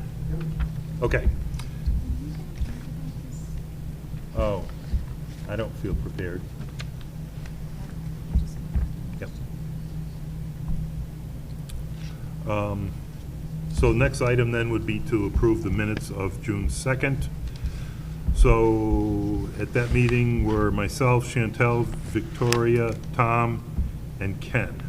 So we will have a quorum. May I have a motion to approve those minutes, please? So moved. And a second. We weren't there. Chantel, I think, was here, and Oh, second. Whoa. Come on, we're always ready. all in favor, say aye. No. Aye. Aye. Opposed? Say no. Okay, the minutes are approved, and may I have a motion to adjourn? So moved. Second? And we, Okay. I'm just telling Dawn, we were not here for the meeting, so we. Okay, all in favor of adjourning? Say aye. Aye. Opposed, say no. Aye, aye, Okay, aye, meeting aye. is adjourned. Oi, thanks. Aye, How do you do it? aye.